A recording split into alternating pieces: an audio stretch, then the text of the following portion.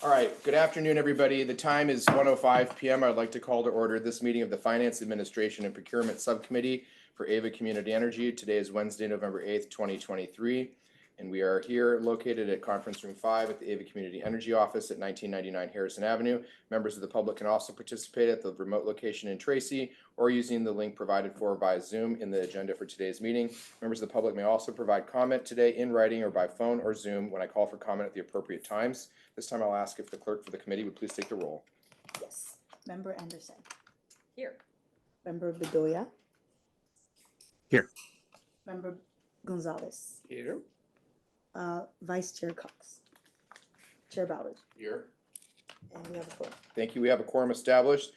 Now is the time for public comment for non-agenda items. A member of the public wishing to give comment for an item not on the agenda for today's meeting will get 2 minutes to give comment. And that is by choice of the chair. If there is any member of the public for a non-agenda item who'd like to give comment, please raise their hand now. There are no members present in the room seeking comment and no hands raised. Comment is now closed. We'll turn to our action items. The first is approval of the minutes from September 5th, 2023. Is there any member who wishes to discuss, edit, or otherwise amend the minutes? Seeing no hands, is there any public comment for the minutes from September 5th, 2023? Yes, we have a hand raised by Audrey Ichinose. Okay, I recognize Audrey Ichinose for 2 minutes for the comment on the public minutes.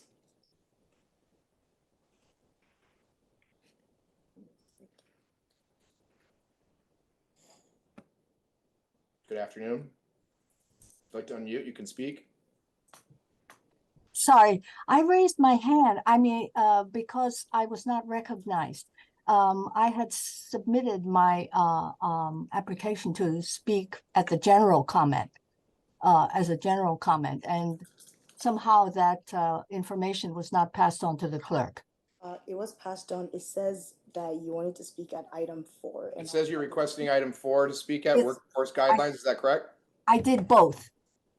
Okay, I did both. There is no Okay. name. There is no That's name. fine. So that's fine. So can we reset the clock to 2 minutes, please? And Audrey, I'm going to recognize your non-agenda comment. Go ahead.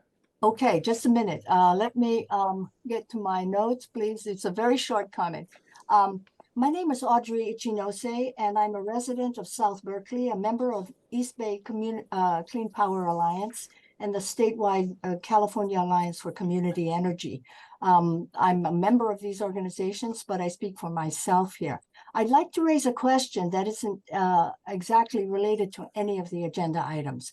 My question concerns the rates we charge to commercial and industrial customers, and specifically whether we can or do already apply special discounts to new small businesses to encourage local development in the clean energy space in areas that have already been identified in county maps of disadvantaged communities, the so-called DACs. This question is somewhat related to agenda item number 4, in that it too harkens back to EBCE's original commitment to local economic development. At some future date, could staff please present some information on what is possible in this area of CNI customer rate setting to improve the economic and employment opportunities in Ava's poorer communities? Thank you very much. Thank you, Audrey, for your comment. Is there any other member of the public wishing to give comment for the minutes? There are no other members of the public. Thank you. Comment is closed. Is there any discussion or debate? Seeing and hearing none, is there a motion? So moved. Second. Motion by Anderson, second by Gonzalez to approve minutes. Please call the roll. Member Anderson. Aye. Member Bedoya. Yes. Member Gonzalez. Aye. Vice Chair Cox. Chair Bowers. Aye. The minutes are approved. Thank you. Minutes have been approved. We'll move to agenda item 4, which is the workforce guidelines and policy. This is an informational item to discuss workforce-related priorities and criteria in project and PPA selection. I will turn it over to Howard to give the presentation. Great, thank you. Could you pull up the materials for this? So this is an item related to a workforce environmental justice project selection criteria that staff has drafted. This was done, I would say, in collaboration with materials that we have seen presented by the CCA Workforce and EJ Standards Alliance, which is a large alliance of a number of local and statewide groups.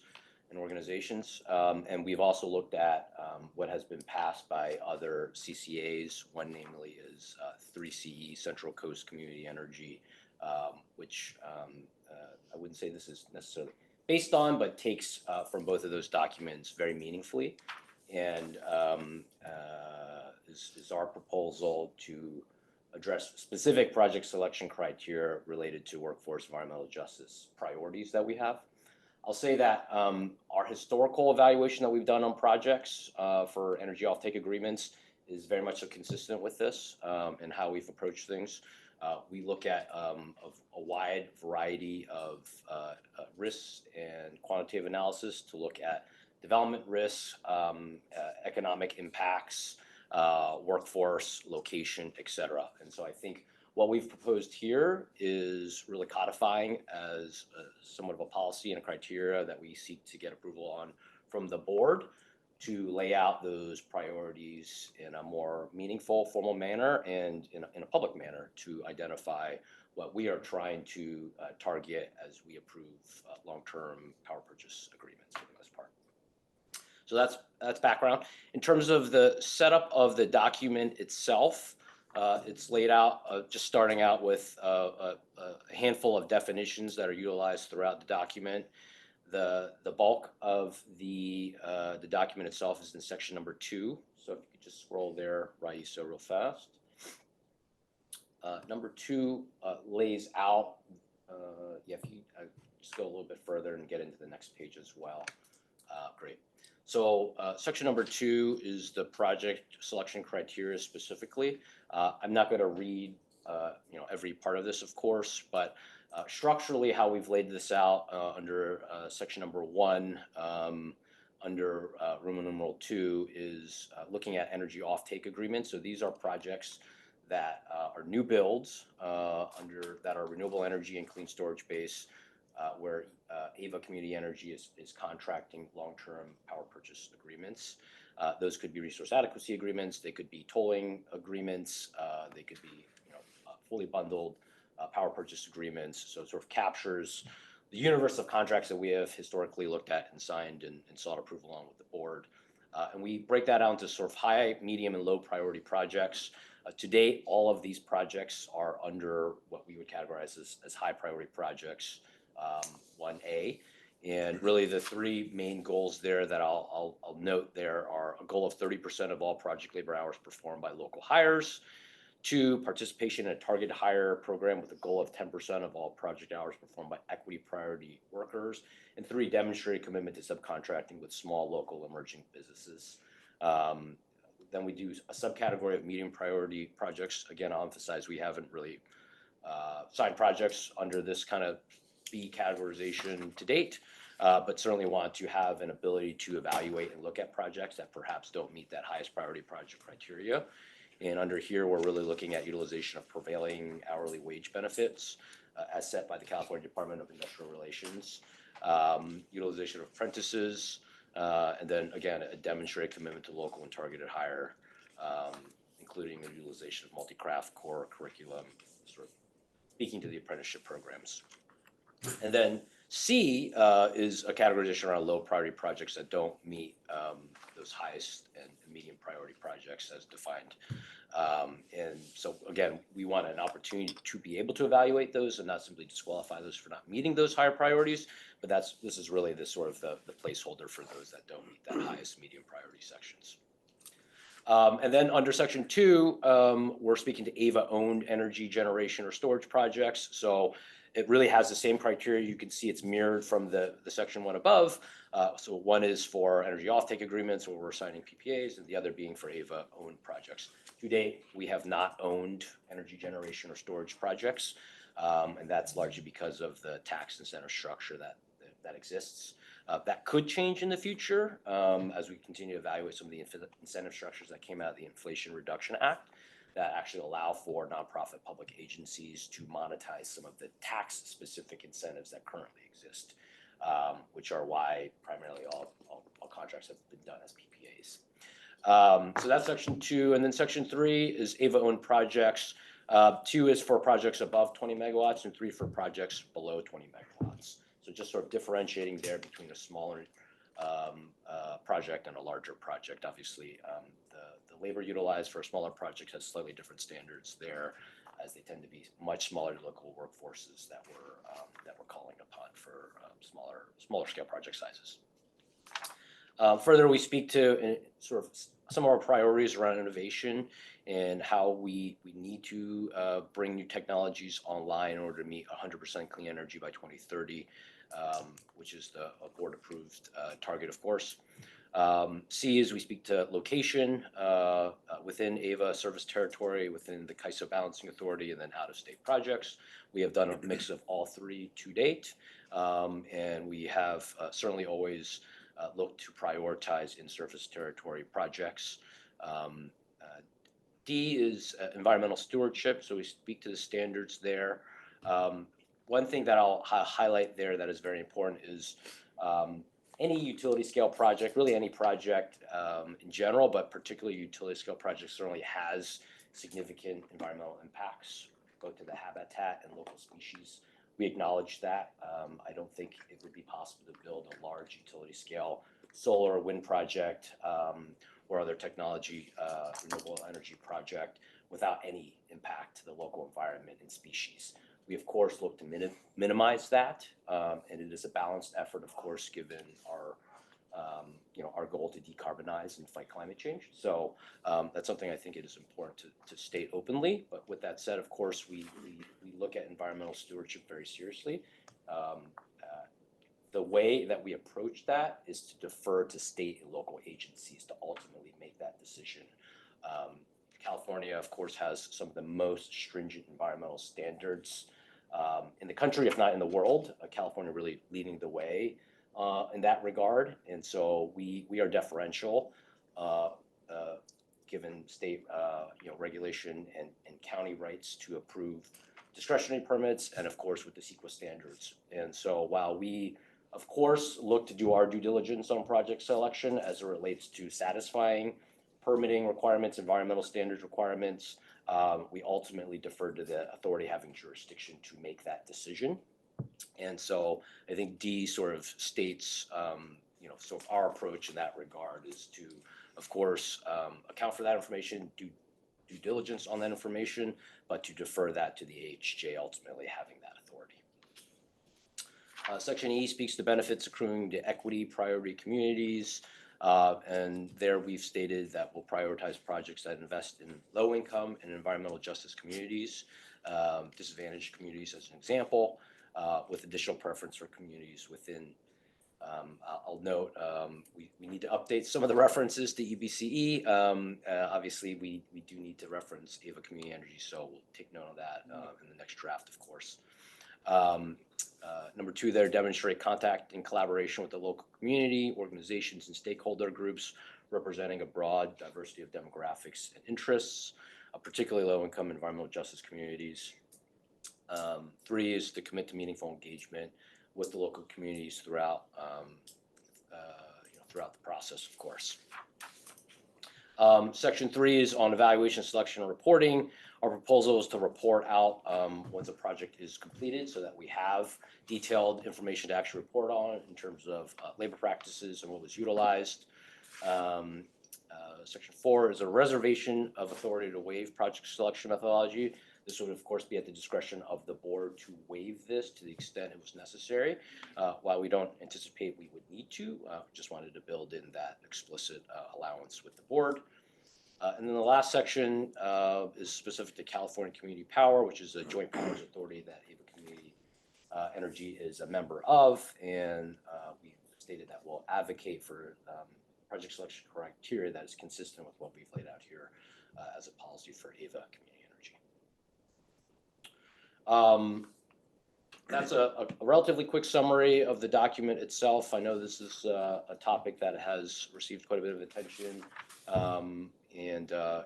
We've reviewed some comments that have come in. I think this is generally consistent with what was presented to us both by the CCA Workforce and EJ Standards Alliance, and it's very consistent with what was reviewed and passed by Central Coast Community Energy and other CCA that also worked closely, I think, with the CCA Workforce and EJ Standards Alliance. So this is pretty consistent with that. I think we're proud of the document here, and also appreciate the collaboration that we've had with various members of the community in drafting this. And with that, I'll pause and take questions and comments. So thank you, Howard. What I'd like to recommend, I know there is community interest in commenting on this item, and I just want to note that the committee did receive a letter dated November 7th, 2023 from a coalition of partners in the region. And because public comment will only afford them the opportunity to speak one time on the matter, I just wanted to ask if staff would like to provide any general responses or comments to their suggestions and letter in advance of comment, so that they've had the opportunity to hear from staff first. That way, when they give comment, they are not repeating the letter and then only hearing afterwards what your thoughts are on that. So if you would be okay just giving whatever input or feedback you have to comments specific or otherwise in letter before I call for public comment, I would welcome that unless anyone objects. Seeing no objection, go ahead. Absolutely. Thank you for that opportunity. We did have a chance to review that in detail. It did come in yesterday, so certainly would want a little bit more time to digest it. But roughly 10 comments or so, sort of highlighting some specific language, some nuances and differences between what we've proposed and what we've reviewed amongst these other documents. So definitely appreciate that time and attention to sort of highlight some of those things. I think there's, in broad strokes, my commentaries, we definitely want to take that in and account for some of this feedback in our next version of the draft. And I think there's a few items there that are probably relatively material editorial nits, and we can make some adjustments there. On some other matters, I would say there may be some minor disagreements. For example, we really want to keep this document focused on project selection criteria. And while there are some commentary on important goals in general for the agency around Category 3 recs and things like that, we see that as a matter that should sit outside of project selection criteria, since that's really into energy products and what we procure in that regard. And some of those things can touch on what our JPA itself states. And so we wouldn't want to in any way step over what the JPA states or be inconsistent with what the JPA states. So we've really tried to focus on the matters here, which are on project selection criteria and how we evaluate energy offtake agreements and AVA-owned projects. And then the other matter I'll just say, I spoke to it briefly, is we really want to be deferential to the AHJ that ultimately has authority on making project approvals due to environmental standards. While we will do our due diligence, and that's really important, we want to defer that expertise to those AHJs that really have that expertise and authority.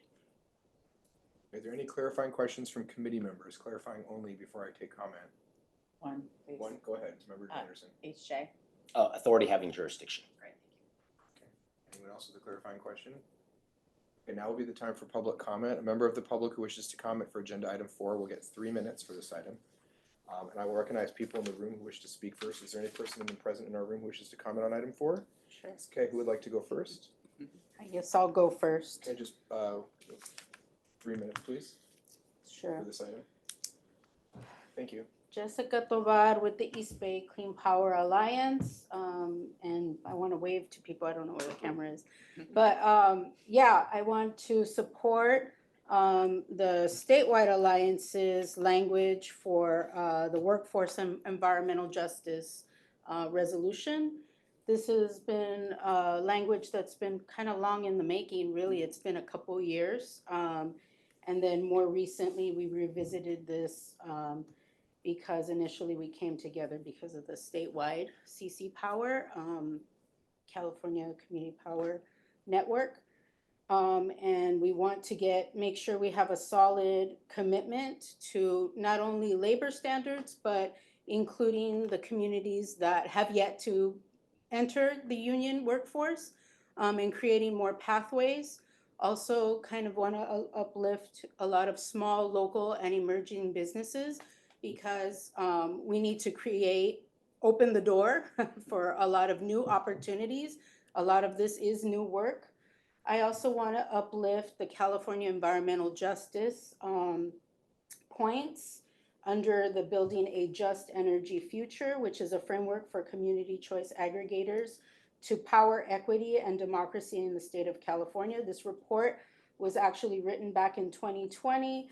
And we want to put back the footnote that really highlights our statewide environmental justice communities points in how community choice should work with community. And really it's very basic: transparency, inclusion of community design, building energy democracy, as well as, you know, hiring from the very communities that have been shut out of the clean energy economy. So when we talk about leaving the door open for small local business, women-owned, you know, youth programs that actually create more opportunities and train these new workers and hopefully get them into family-sustaining union wage jobs. So that's what this resolution language is about. I have more time, but I think I've said a lot, so I will say what I always say: clean power to the people, which is why we're here today. Thank you.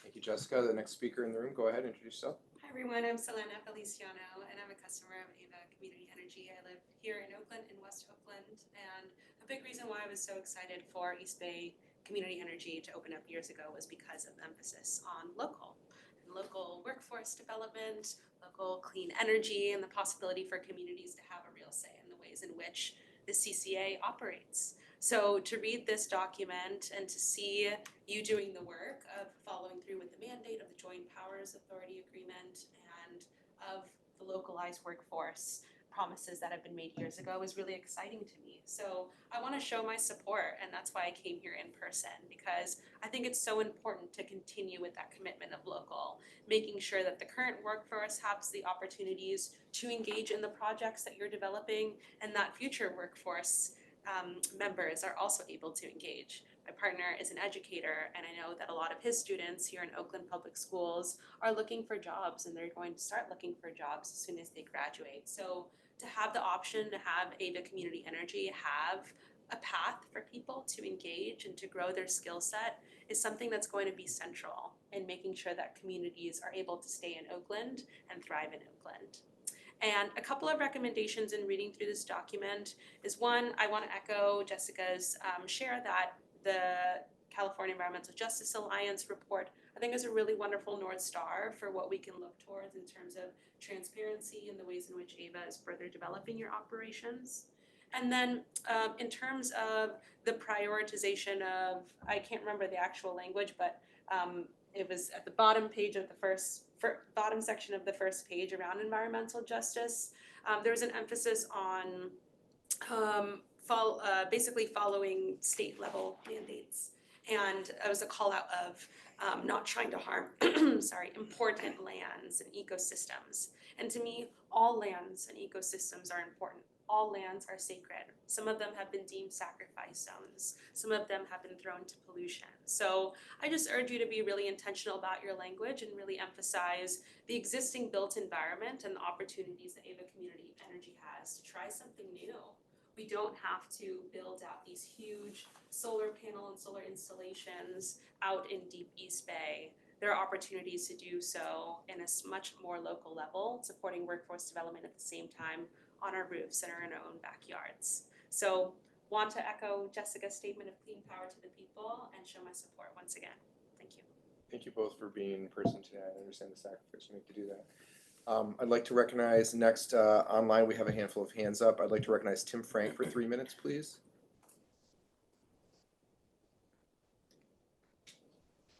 Yes, Chair Bowders, can you hear me? We can, go ahead. Terrific. Thank you very much. And members of the board, I'm Tim Frank, and I represent the Alameda County Building and Construction Trades Council. We've been a part of this alliance with environmental and environmental justice groups that has been working on a coordinated campaign to seek strong labor and environmental justice policies from all of the CCAs in the CC Power area. And we really appreciate the product that the staff has put before you. We think that this is a significant step forward for Ava Community Energy, and we think that it holds the potential to be really the standard bearer for the CCAs within the CC Power area. And we have some additional comments that we would like to work with the staff on, because we think that it could be a stronger yet document. And we wanted to have an opportunity to work with staff on a few remaining issues that we think could even strengthen it further. And we appreciate the fact that it's pretty clear to us that the staff is open to working with us. So we want to thank you for that. I wanted to comment on two issues, one of which is that if you look at the agreements that the labor has actually sought from utility scale projects throughout California on a fairly organized basis over the last decade or so, we have often sought agreements for pre-hire agreements for both the construction work and for the permanent jobs. And we think that making sure that there is a reference to the permanent jobs is actually an important thing too. A second issue I just wanted to raise a bit is the question of the site selection, which I know is an important issue for that the staff is very focused on as well. We think that there's an important role for in terms of due diligence in identifying locations that are not especially environmentally sensitive. And we think that there's an opportunity to send a signal to developers that we would prefer sites or projects that are complying with habitat conservation plans, such as the Desert Renewable Energy Conservation Plan. This is really sort of a signal. It isn't binding on either the developer or on your board, but it sends a signal up front. It's really just about establishing the priority for projects that are trying to actually follow best practices. And in our view, that is a best practice. It leads to a greater certainty down the road, less environmental risk for you, and better programmatic mitigation of the impact. So we think that that's actually something worthy of further discussion. I have a few more colleagues who are going to be addressing a few additional issues. And thank you very much for your time. Thank you, Tim. The next speaker I'd like to recognize is Eric Vellum. Good afternoon, Eric. Good afternoon, Chair Bowders. Thank you so much, and members of AVA board. My name is Eric Vellum, and I am the lead. I help lead our CCA Workforce and Environmental Justice Standards Alliance. I just want to start by really appreciating the leadership of CEO Nick Chassett, and appreciate Howard in the work that's been done in bringing forward this policy to you.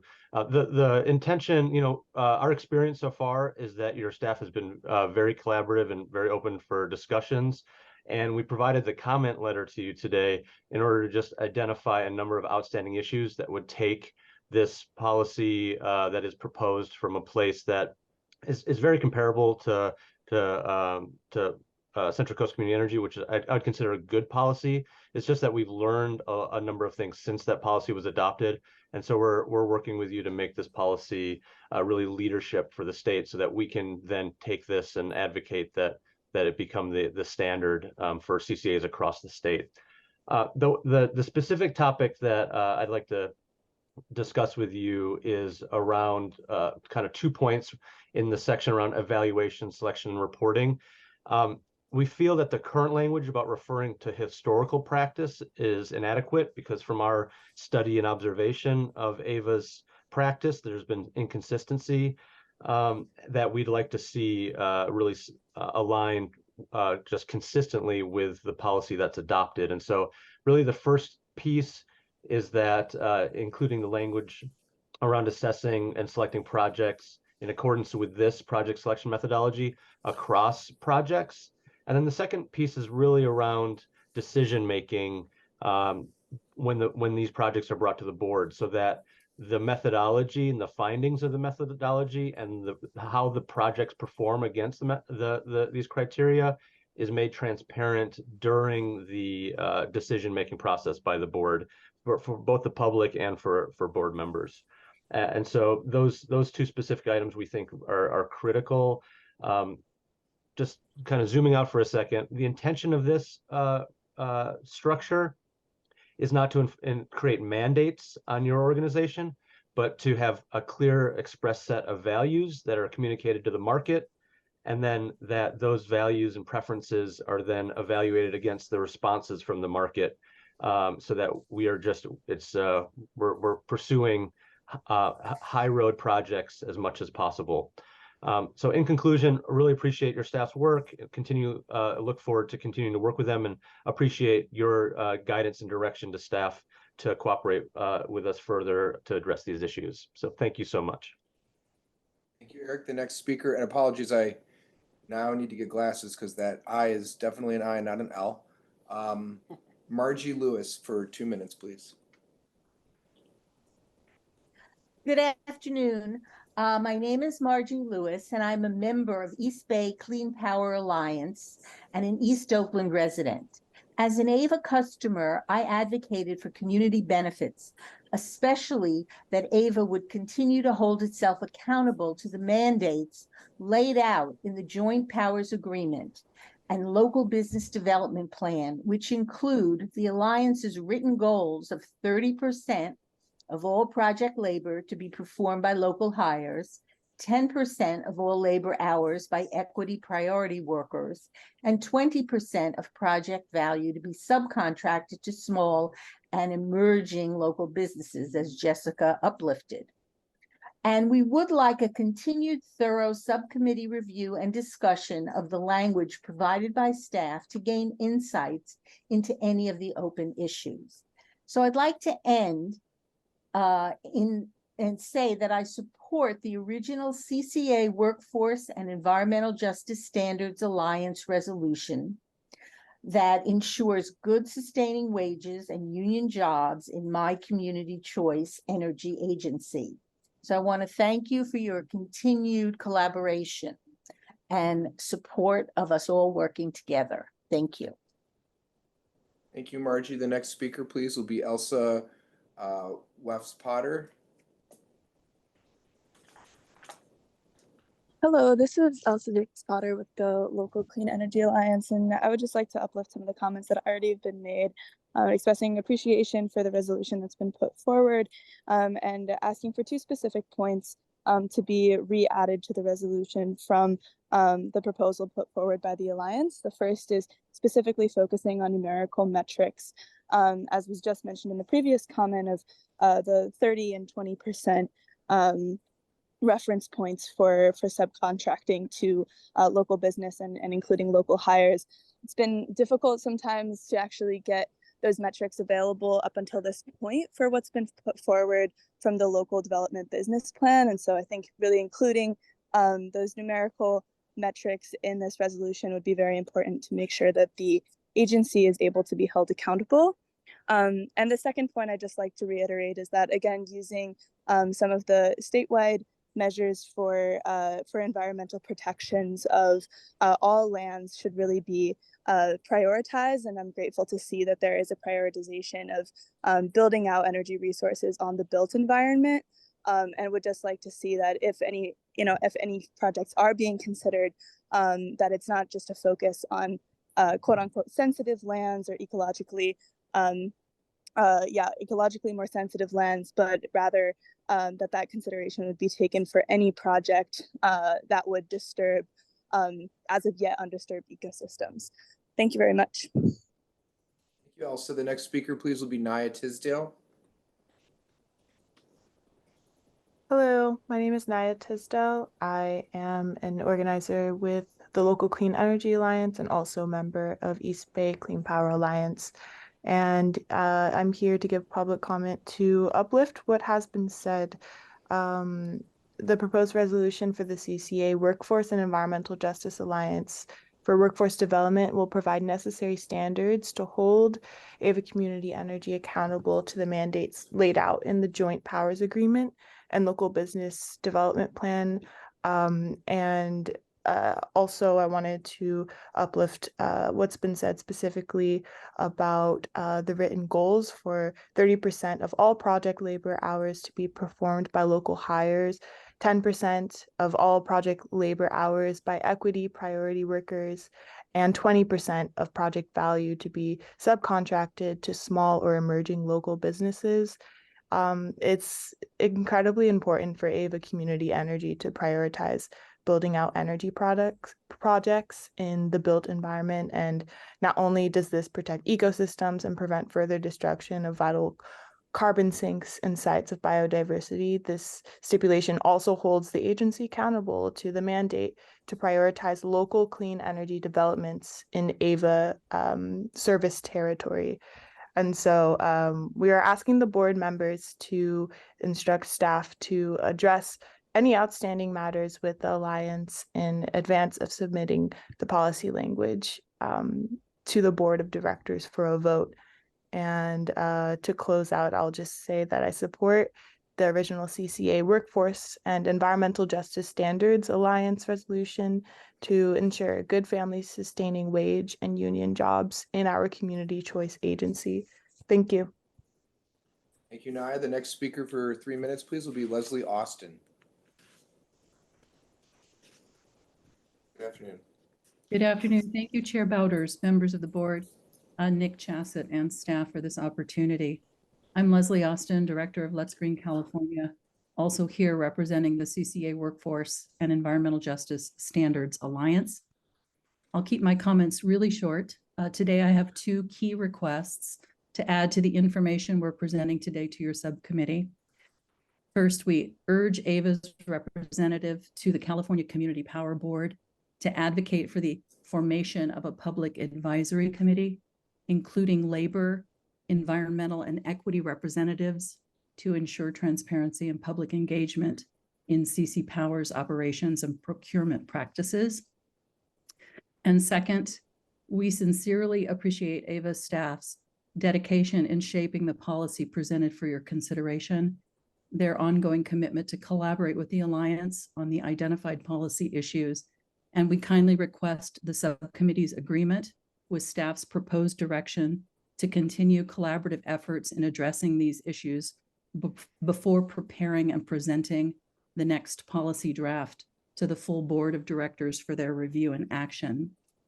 If you haven't had a chance already, we encourage each of you to refer to our letter containing a comparison chart and the Alliance policy, which, with thanks very much to the speedy efforts of AVA staff, are included in your updated board packet for detailed insights. I just want to say that these actions we believe are vital as they ensure transparency, inclusivity, and accountability. They build trust and reassure the public that their interests are valued. The advisory committee, composed of labor, environmental, and equity voices, we believe allow key stakeholders to contribute their expertise and insights to energy procurement decisions.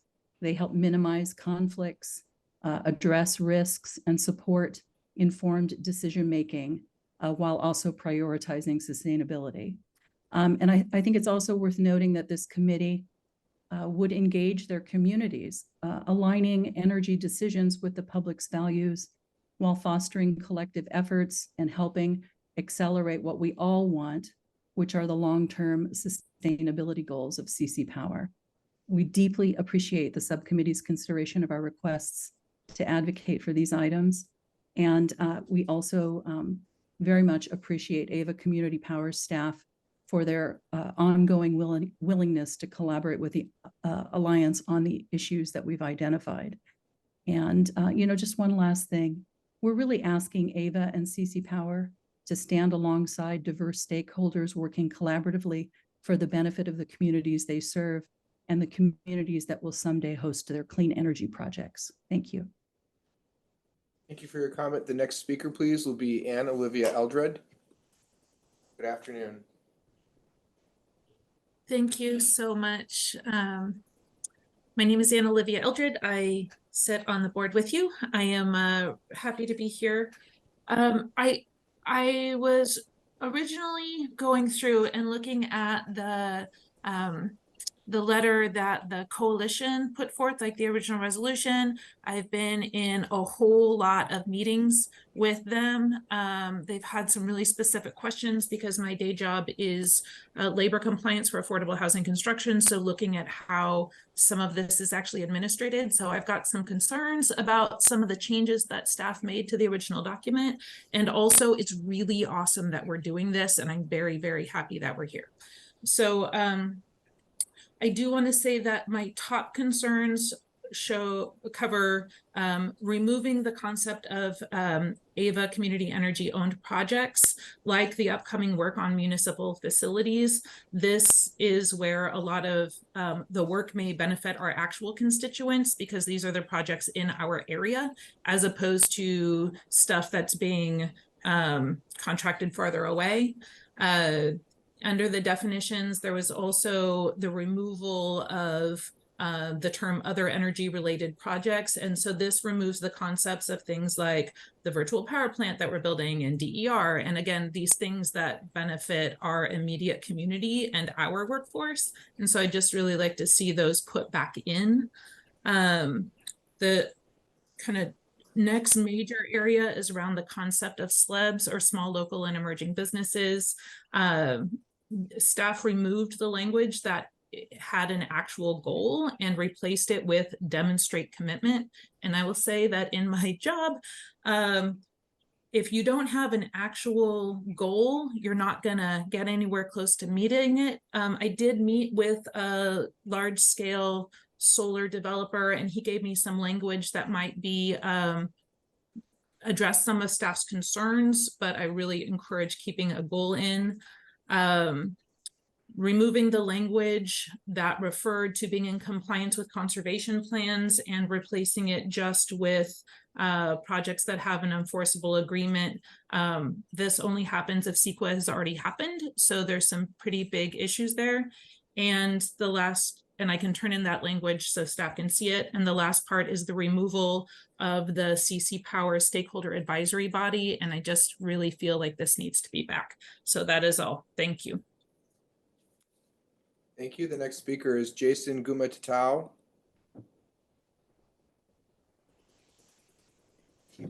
Greetings, Chair Bowders and committee. My name is Jason Gumatatau, Oakland resident, member and organizer with IBEW Local 595, and partner in the Alliance. I'd like to echo all of the comments in favor of the standards that are in front of you. And what I'd like to share is my experience. You know, I've been a union electrician for 22 years, and this career has provided an opportunity for me to get myself out of a disadvantaged zip code. I'll say I didn't know it was a disadvantaged zip code when I was a kid, but I think that what AVA could be doing and what we believe they will be doing in the future is providing more opportunities like the one I was afforded for all the others that live in such parts of our community. Thank you for your time. Thank you, Jason. The next speaker, please, will be Melissa Yu. Hi, board members. My name is Melissa Yu, and I'm with the Sierra Club. I'm calling in to echo some of the previous comments, so I'll keep my comments short. I'm calling in to support the original resolution that EJ Groups, Enviros, and Labors have worked hard on in partnership for some time now. I want to thank Howard and staff for working on this.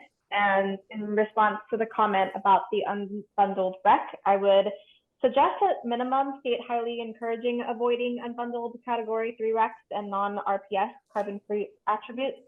And like others have said, it is crucial for this resolution to hold this agency accountable to prioritizing local clean energy developments within AVA service territory and prioritize energy procurement projects that do not cause further destruction of our biodiversity while balancing the importance of building out clean energy. Thank you. Thank you. This is the last call for public comment for agenda item 4. A member of the public who's not spoken on agenda item 4 has 3 minutes to give comment. Do we have any written comments besides the letter I noted from November 7th in the record? Yes, we have a public comment from Director Cox. Okay, so we have a public comment from Director Cox. I'll just summarize the public comment. Director Cox is not here today as a member of the committee, so I will read it into the record because it's brief. Chair Bowders and other honorable directors, while I'm not available to attend today's discussion of agenda item 4, I do wish to share my thoughts with the subcommittee. First, let me express my gratitude to the staff for preparing this item for our consideration. The staff's draft guidelines and policy builds nicely on the recommendations from the CCA Workforce and Environmental Justice Standards Alliance. The handful of revisions proposed by the W and EJ Alliance in the table attached to their letter of November 7th strike me as thoughtful additions that will strengthen the staff's draft. I recommend we move forward with the staff proposal to the Board of Directors and direct the staff to prepare an option to incorporate these revisions. Thank you sincerely, Teresa Cox, City of Fremont's representative. That concludes public comment. Public comment is now closed. I will turn to directors for questions and discussion. Is there any director who wishes to give comment or begin with questions? Member Anderson. I have a question. I think our second public comment, and I apologize for not writing that, Selena, talked about the reference to important lands that is found on, I believe it's 1, 2, 3, 4, the 4th page of the draft that we're reviewing today at the bottom under environmental stewardship. And I'm wondering if that is a defined term. And if it's not a defined term, I'm wondering if we should potentially use different language. I just want to make sure I'm looking at the right section. Under environmental stewardship, we're referring to avoiding impacts to important lands. And I just wanted to uplift the comment, public comment, that all lands are important. So I didn't know if that was a defined term that had some other meaning. No, the short answer is no, it's not a defined term. We have a fairly limited set of defined terms, and so I think that is a generalized comment, and I agree with your point that there are a lot of ways to approach that, and there are a lot of lands out there. So I don't actually, I feel terrible because I'm raising it as a comment, but I don't actually have a solution, but I would just potentially encourage us to look again at that particular reference. Okay. Thank you. Richard Gonzalez is recognized. Page 1, local hire. I think we should aspire to distance measures. You know, some of the trades, advocacy groups talk about rings of distance, 5 miles, 10 miles, 20 miles. I think it helps to quantify. It makes it easier for us to monitor and test later and demonstrate performance. So that would be one comment. On the second page, equity priority workers. H, member of a tribal community. When we identify one ethnic group versus other ethnic groups, particularly for a number of Mexican immigrant families who would consider themselves Native Americans in the Americas sense of the word, I've had people make comments to me, not about this document, but just that concept. So I personally have some sensitivity to calling out one specific ethnic group, as opposed to others that might later become aware of this and say, well, what about me? So I have some sensitivity there. I'll let you think about that and what you want to do with that. I agree very much with the comment that was offered by one of our speakers on monitoring and reporting, and how would we monitor and report? How would that be embedded into our contracting documents such that our vendors, our builders, our project owners, etc., need to report, and consequences to make sure that they are accurately and truthfully reporting, and how would we deal with that? I also caught and picked up the important lands, and so we've talked about that one. Evaluation, selection, and reporting. No, we talked about that. Contract auditing. I do think that somewhere in here, and this is just a general comment, I'm a big believer in local power generation. Tons of warehouses that have roofs that could be used as power fields.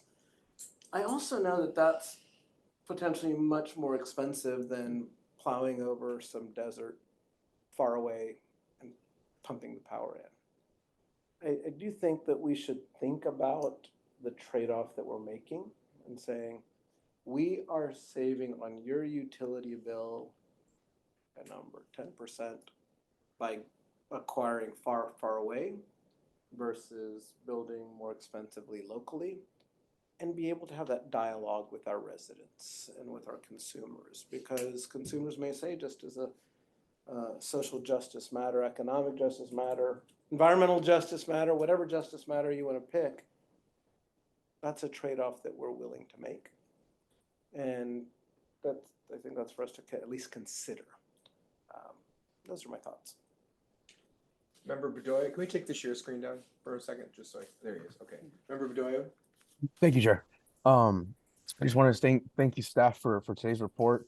The CCA WE&J Standards Alliance for their public comment, and the points brought up by other directors and members of the Finance Committee. I would fully support, staff, taking another look at this, and before it comes back to the full board, seeing, how we can, reach some kind of compromise, and would be willing to, to hear more out. Thank you. Okay, I'm going to go ahead and give comment. I'm going to try to do several things. I'm going to try to address things that were raised in the letter specifically to perhaps hear from others on this. So there was a table provided in the November 7th letter, and there are 10 specific items, and I want to try to reduce the number of things that need to be on the table remaining for discussion that might need some additional policy guidance. So I'll just share that I believe items 1 and 2 can and should be adopted as recommended by the Workforce Alliance. I also believe that item 7 can be adopted. These are language issues that provide clarity, and I think that those are acceptable recommendations. So I would just ask staff to run it through legal to make sure there's not a legal mistake with the use of a word, but otherwise I think 1, 2, and 7 are there. I do agree with staff that their initial presentation that we want to be mindful about RECs and including things in this that I think we can still address in another document but aren't really the scope of this document. So I don't disagree with the points that have been made related to that, but they appear here in a couple of them in 3 and 6 in particular, I noticed.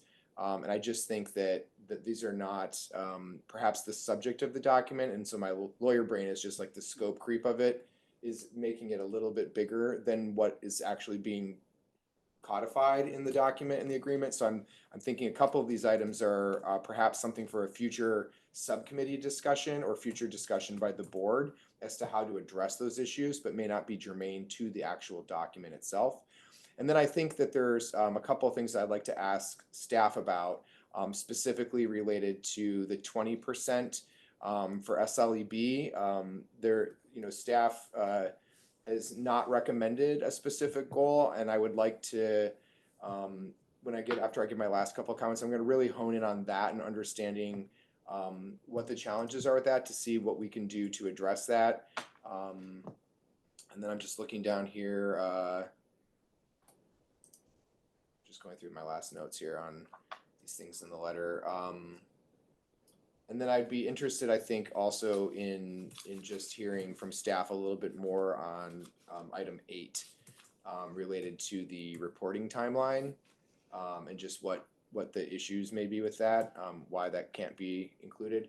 I want to respond to a couple of things just as it's just not as disagreements with Director Gonzalez, but as other points for thought.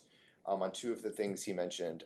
Distance, I appreciate the desire to have a metric. I would just note that growing up in a rural community, distance and locality are different to people based on how you move. So as a non-car user, I always find it interesting, like we've had this discussion at the Air District, where remote meetings are acceptable if you can have a remote meeting location under the current rules, we're changing them, but you could have a remote meeting under certain circumstances if there is no other remote meeting location within so many miles. But when I ask staff how they're measuring that, they say, well, we just put it in Google Maps. And I say, great, so from this freeway place in Emeryville to this location, it's 12 miles. And I said, so I can't bike on the freeway. So it's actually 18 miles for me to get there. So I just want to be cognitive of the fact that how people move is much more complex than just a road distance. People have to move because of the means they have. So that's my first point on that.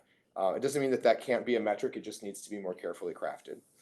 Second, I actually I think I just disagree, not with the factual situations that you've mentioned about tribal community membership, but I disagree about the importance of keeping this in.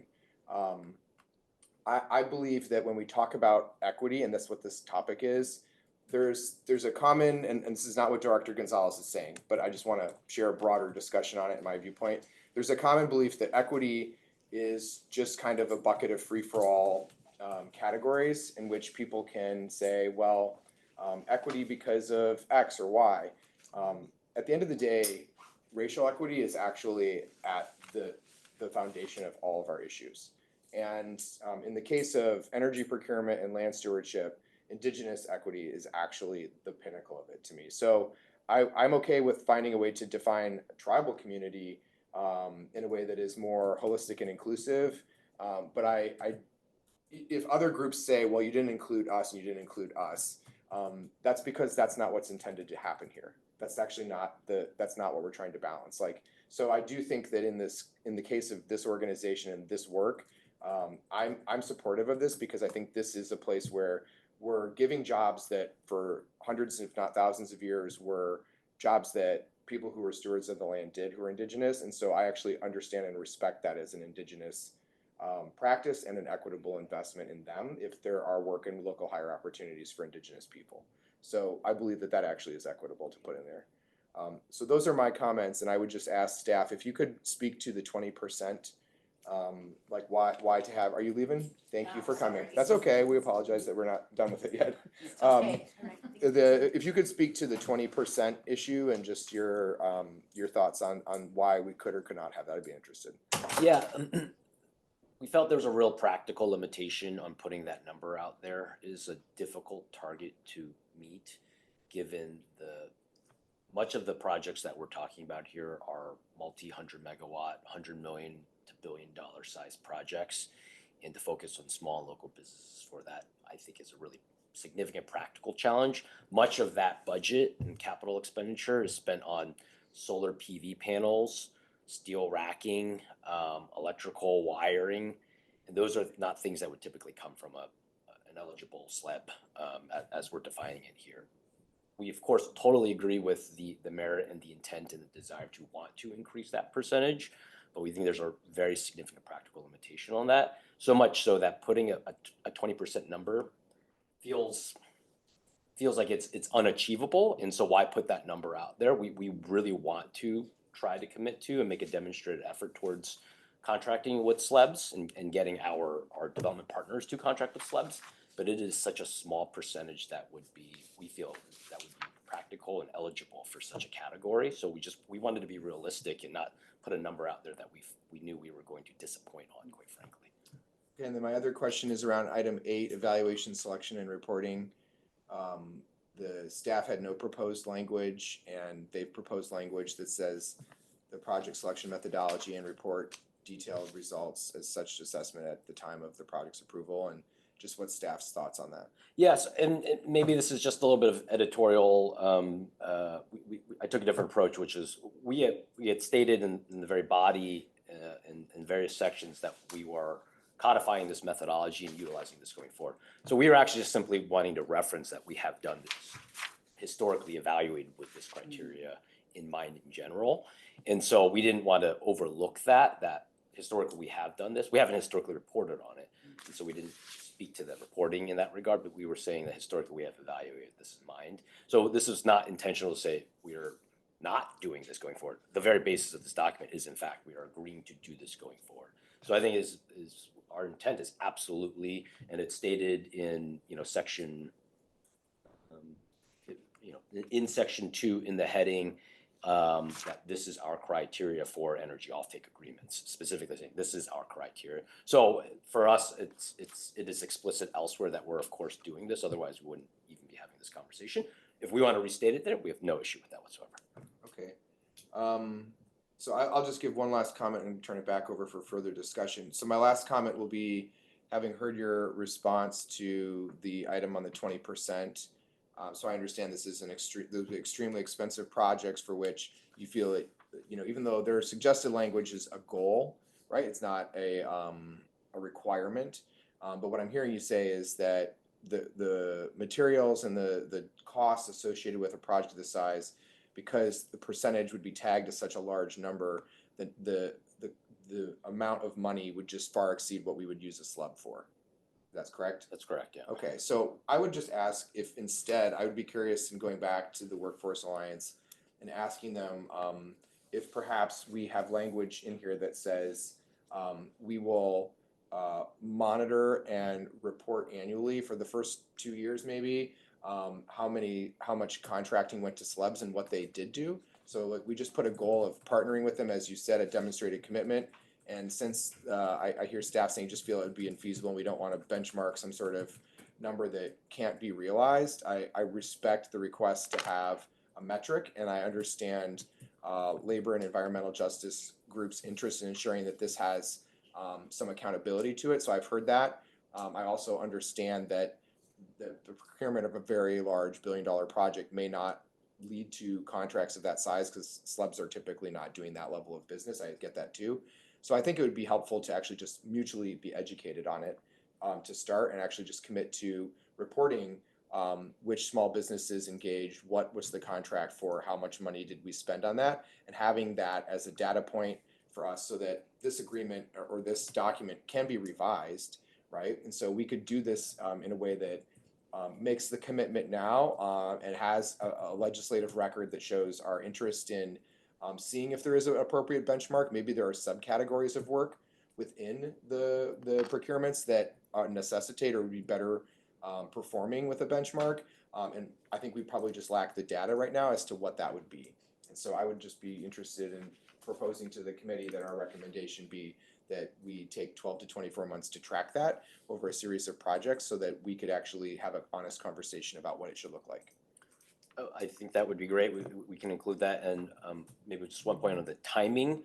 I just want to make sure that that timing ultimately makes sense, because a lot of our projects, I'd have to look back and see exactly what's actually getting built in the next 12 to 24 months, and sometimes it takes 2 to 3 years for a project to get built. So we may not have that much substantive data at that stage, but certainly we will. Sure. We'll evaluate the time and make sure it makes sense. Then let's agree that we'll have a staff recommended time that we can that's based on data and information, so that the committee and the board understands that the time is not to just punt this issue, obviously, but to get reliable information to the board members.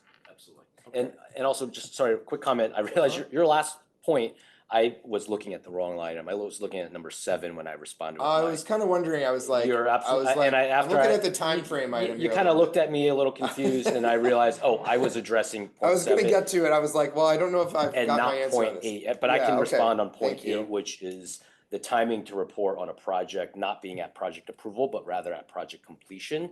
At project approval, when we come forward to the board with PPAs for approval, we can be 1 to 4, maybe even 5 years out from a project getting built or even breaking ground.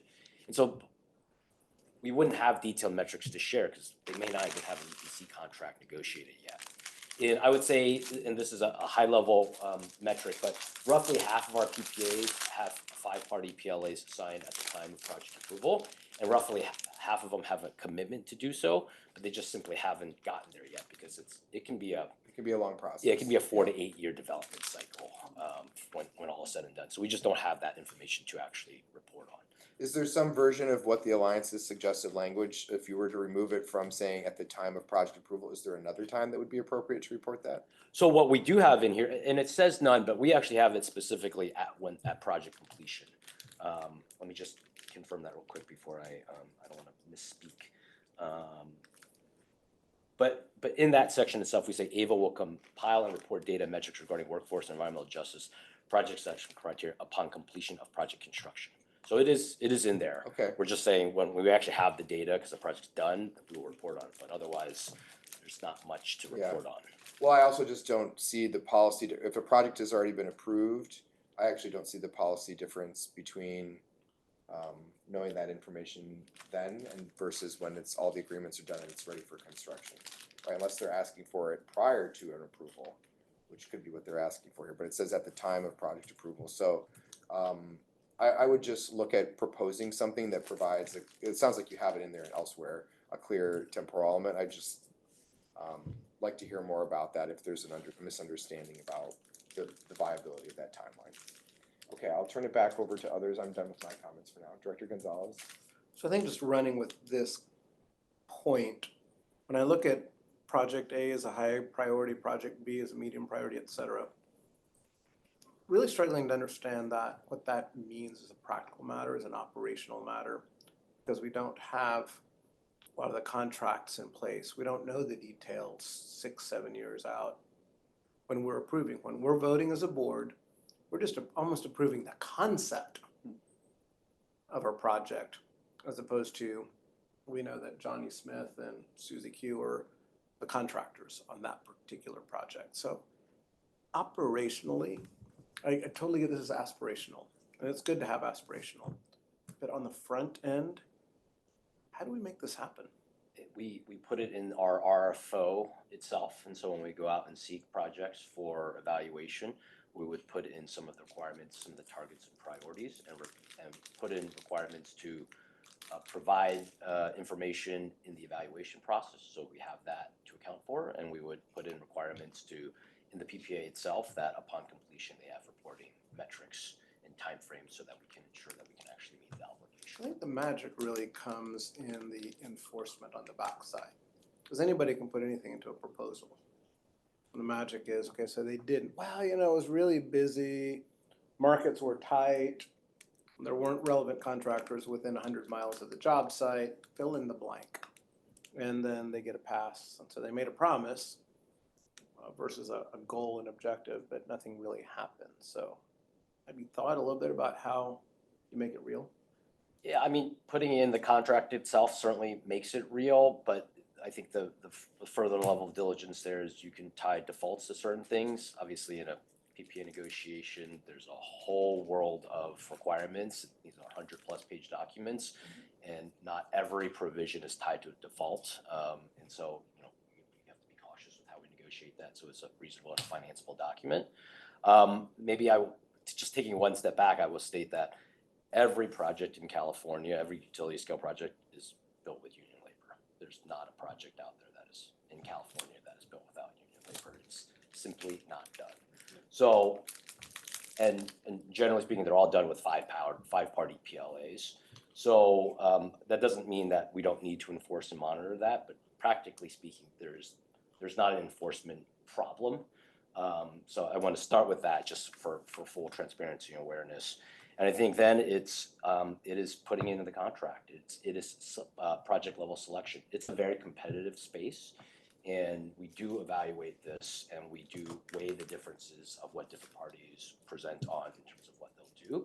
And we do revisit that afterwards through reporting metrics. And in most cases, we do multiple projects. And so there's an enforcement through contract, and there's a relationship with precedents, and we will be doing dozens and dozens of PPAs over the coming years. And so, holding them to that standard, having that reporting and that transparency, it enables enforcement. Thank you. Any others who wish to give further comment? Can I make just one comment on the distance metric? You may. And I just want to make sure that we are not putting a number in there somewhat intentionally, because local can mean different things depending on where you are.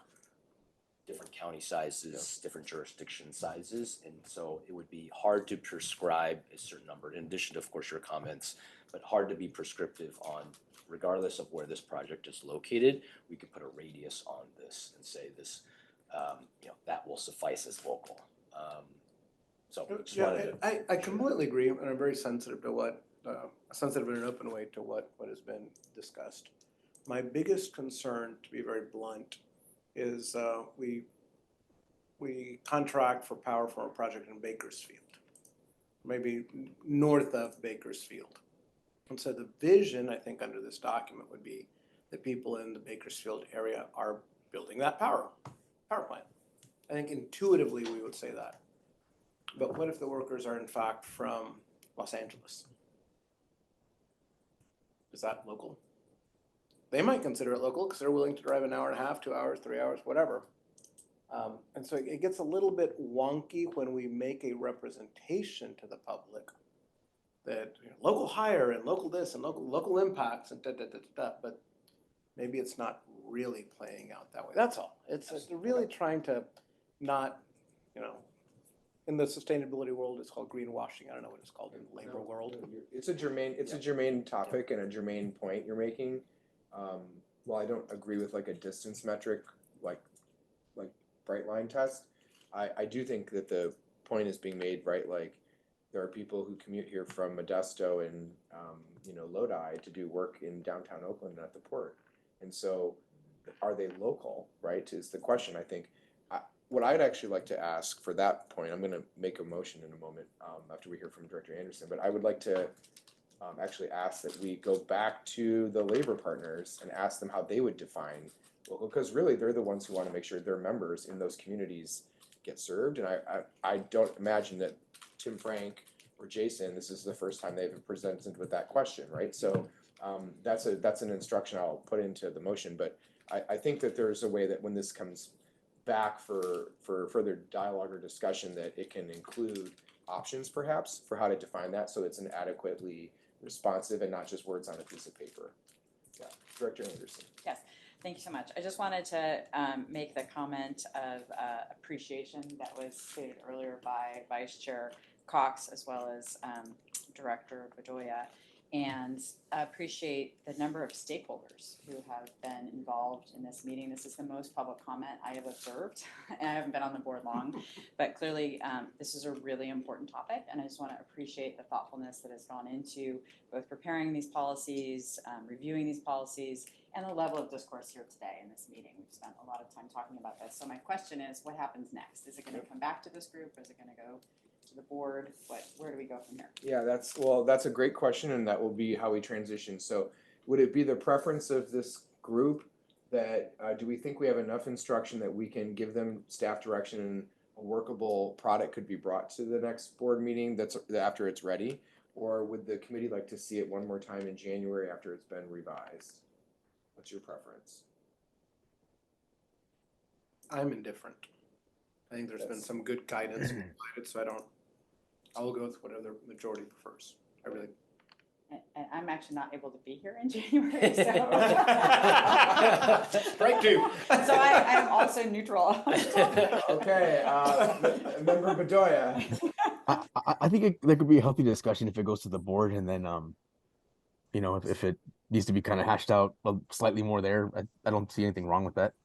Okay, I just want to make sure, because as was noted, there's a lot of public interest and comment, and if it's not revised to some level of closeness to decision, then yeah, if it is, it could just be a very expansive discussion to have so many people weighing on so many items. Director Gonzalez, I am good with it going to the Sorry, no, Member Bedoya, go ahead. Sorry. I just want to say I'm good with doing another committee meeting. No problem. I'm very much open to either option. Okay, well, Director Gonzalez has had second thoughts about indifference. Yeah, I think I do think we should come back here and tighten it up a little bit, and at least we're on the same page, so that we're not creating from the dais, so to speak. I just don't like that too much. I think really we try to synthesize input to the extent that we disagree with some of the public input or letters or whatever we receive, that we kind of have our answers ready as to the why, kind of like we did a little bit today on some of what we heard, and it's a little tighter. So I'm gonna make the hybrid solution. I'm gonna offer guidance on items to dramatically reduce the list of things that remain, and but it will be guidance that to go back to the work group, the alliance, to see if you can get resolution, and if you can get resolution on 80% plus of those items, you can bring it to the board in December. And if you don't, or there is holdout on those items, they don't want to accept those things, then we will bring it back to the committee for more work on the items that remain. Does that seem fair? That way we're getting this thing moved along.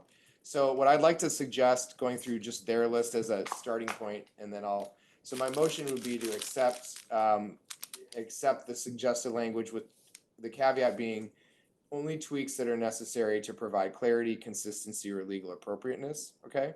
So if there's some reason like a word they've used is not a legally germane or appropriate word, or it doesn't line up with the use of a term throughout the document for internal consistency, explain that to them, but that the general suggestions they have in items 1, 2, and 7 be accepted as proposed.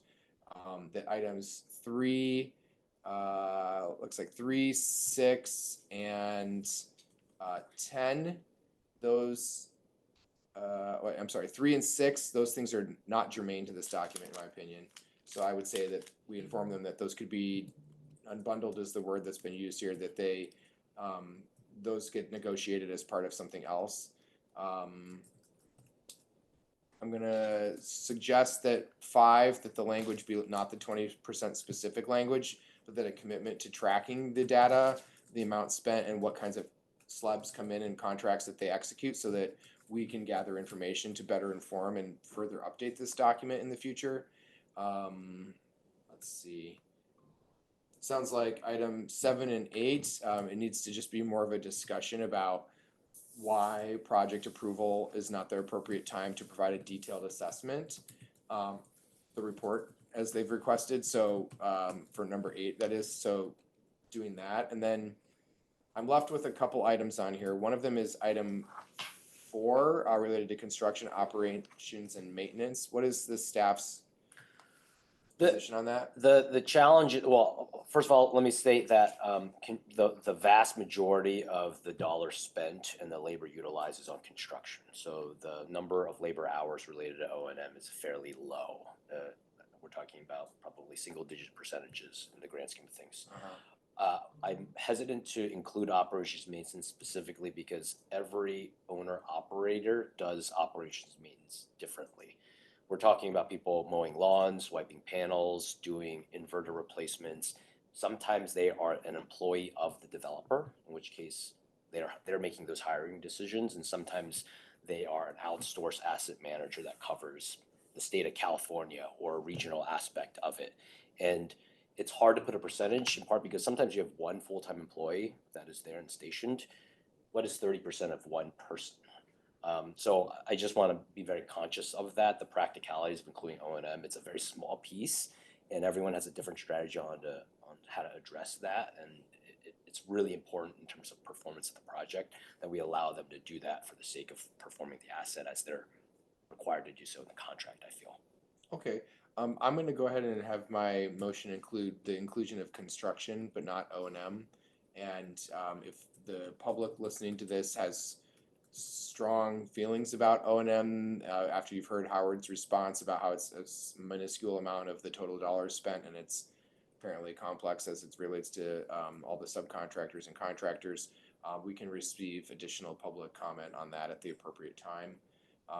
And then that leaves item 9 on here, which is the footnote related to including the CCA Workforce and EJ Alliance proposed policy language. Is there a staff okay with engaging that? So I think the reason why we left that out is not because substantively we were in disagreement with it. It's a beautiful document, actually very well worded, very well put together. It's a roughly 60-page document, has over 100 endnotes in it. And so felt like I put that in a category of scope creep. It's a whole methodology for engagement, and it touches on a lot of things that don't really relate to engagement. It talks about great priorities of this alliance, and we support them, but felt that it was outside of the scope in similar categories as a couple of the other line items. So Is there a section of that document that is limited to engagement? Does that have like a chapter on engagement or section? I would have to review it in further detail to know what we might want to specifically include, but you know that, and if there is, I might suggest we would include that specific portion as opposed to just a footnote. But again, it's a framework for engagement, so it's not exactly a clean paragraph or so. Okay. That's my hesitation, but it's not because in concept we're opposed to it. Fine. When the item comes back, it will come back with an explanation as to how engagement could be addressed or why it is or isn't included with explanation. Can I point of order just in terms of clarification? Yeah. So the motion is to present direction to staff on these 10 items. Yes. And staff has also heard input from some of the directors about additional items to look at in terms of word choice. Yep.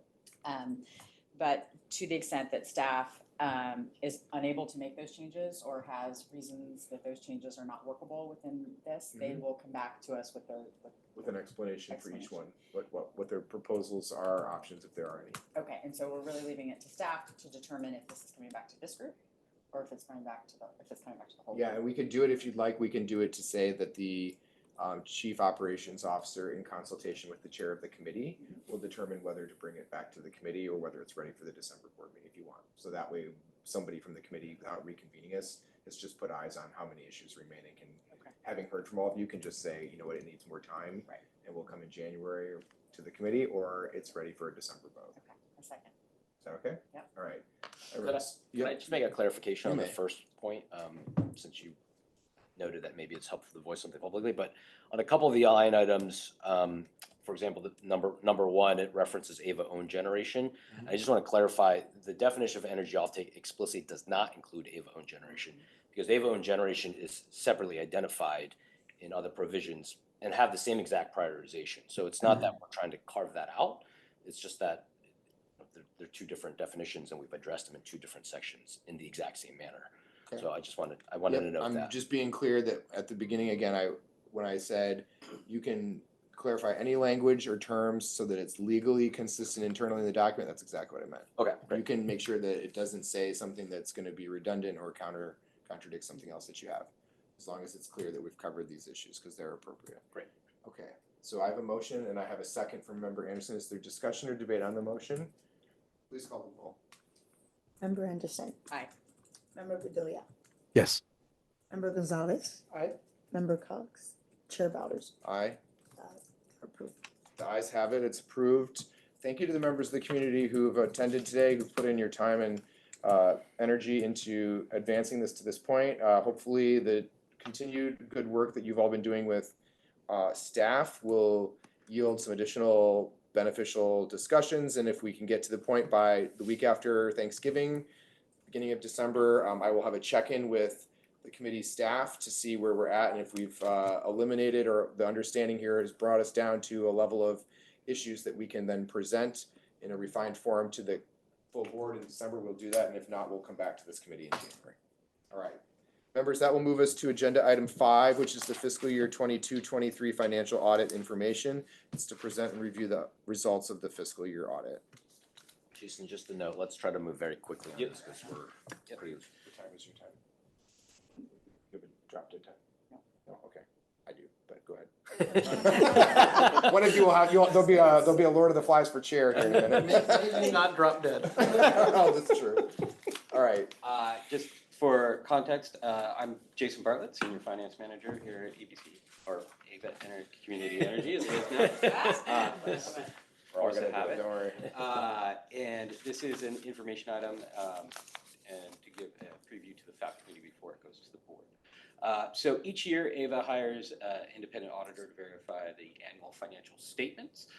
This year's audit focused on financial activities from July 1 of 2022 to June 30th of 2023. The auditors engaged with an ad hoc committee of board members throughout the process and were assisted by staff. The final audited financial statements provide an independently verified accurate portrait of AVA's financial positions that focus on net position, revenues, expenses, change in net position, cash flows, and any accompanying notes or subsequent activities. I would like to go to the slide 3 first, next one. Yeah, and so the financial findings and audits results, the auditors have declared their opinion to be that the financial statements are presented fairly in all material matters. Also that the statements and all development processes have been found to be in accordance with generally accepted accounting standards of the United States. And the responsibilities of the auditors have been to exercise their professional judgment and maintain skepticism, identify and assess any risks of material misstatements, understand and evaluate the internal controls that relevant to the financial statements, and accounting policies as well, and then to conclude on that. And as such, they have concluded that management has operated with ethical standards and maintained sufficient controls. That said, if we could go back to the slide before this, sorry for the order change. That one, yes. So the financial highlights include that overall revenue was approximately 825-ish million, around there. Expenses were on the order of 695-ish million.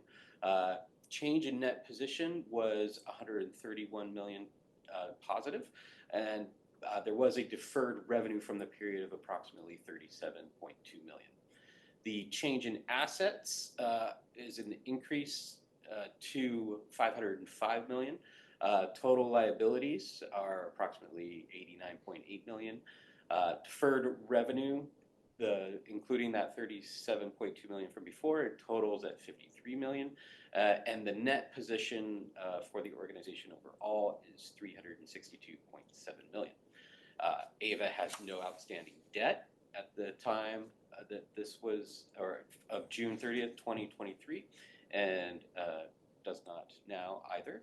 But AVA did have 1 million in restricted funds held in a lockbox security, which is set to expire next month.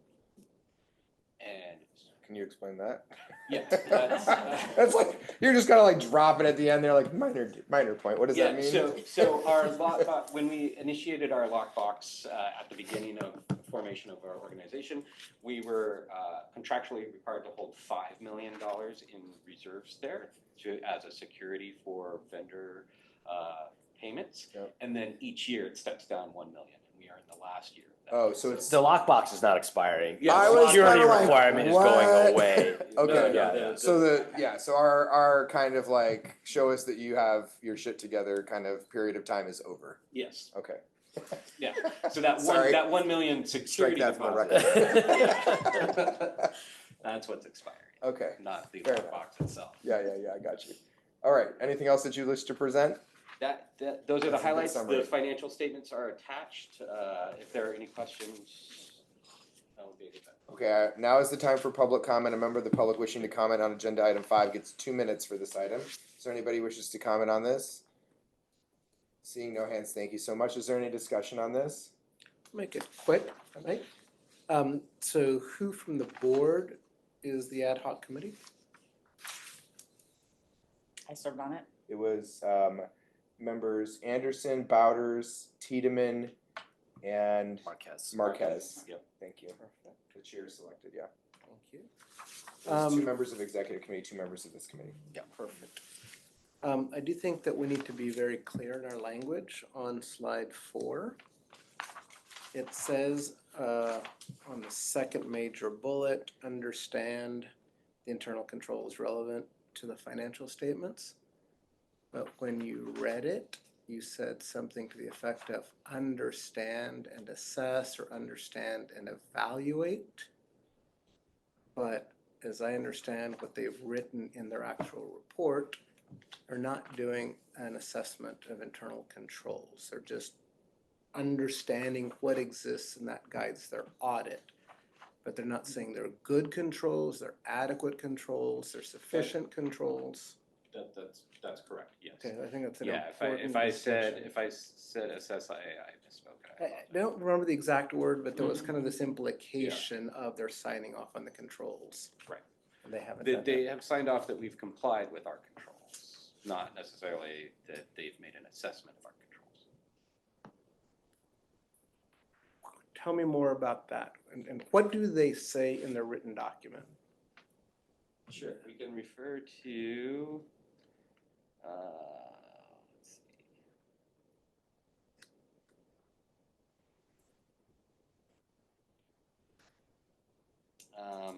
It will take me a while to find the exact wordage, but it is in here somewhere that they have. Here it is. They've obtained an understand. Sorry, yes, page 8 of the presentation and page. What page is it? It looks like it's the. Talking about page 3 or page 2 of the letter. The letter, yeah. So it starts with the letter, and then I don't see pages on the actual audit document itself, but it's yeah, that one. Yeah, because it's that's where I compared what was written in the PowerPoint with this. Obtain an understanding of internal controls relative. But not for the purpose of expressing an opinion. Correct. Okay, Correct. So I just yes. I just think that it's easy to kind of assume, and I just want the record to be clear, they've not assessed our internal controls. That is correct, yes. That's all that I had. Thank you for that. I appreciate it. Anyone else with questions or comments? Okay, seeing none, I just want to thank the financial team here and the auditors for great work throughout the year and for a thorough and complete audit. I appreciate that outcome. That was an informational item. We'll move to item 6, which is the budget surplus and reserve fund contribution. It's an informational item to discuss the budget surplus waterfall and the contributions from the reserves in fiscal year ending 23. Great. I'm going to cover this item. If you can go to the next slide. I'm going to move through it relatively quickly. We just presented on the financial audit, which is our GAAP financials. We'll speak to now the budget, which is a non-GAAP perspective. So just want to be clear there are some nuances there if you're comparing and contrasting between the two. The main point here is that in June of 2022, the board approved our 2022 to 2023 budget. And in that budget, we included a waterfall application for our surplus revenues. And so the first tier of that is $50 million to be retained for general working capital needs. The next is $75 million to be reserved to the reserve fund. And then the remaining amount to be split 50-50 to one-time on-bill credits to customers and incremental long-term renewable energy or clean energy investments. That was what was previously approved. What we're presenting here now is what the actual numbers are going through that waterfall methodology. And so if you go to the next slide, here, a little bit of an eye chart. The table on the right, you can see a budget to actuals comparison. And what you see here, this is an overall budget slide. I'm not going to walk through all of the various line items. In fact, I'll really jump to the next slide, Raisa. This actually shows the budget waterfall. This is also in the prior table, so you can kind of see how it syncs up to the overall budget. But what we're saying here is we take the net position. We are first allocating a portion to the local development fund. And these are the funds that were not spent. So a certain pretty meaningful amount of money was allocated to local development.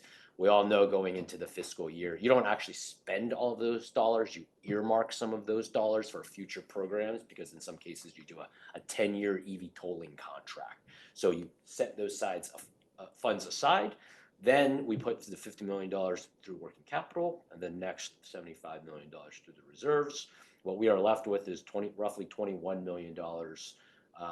And that gets split evenly, $10.5 million for on-bill credits, $10.5 million towards an investment in long-term renewables.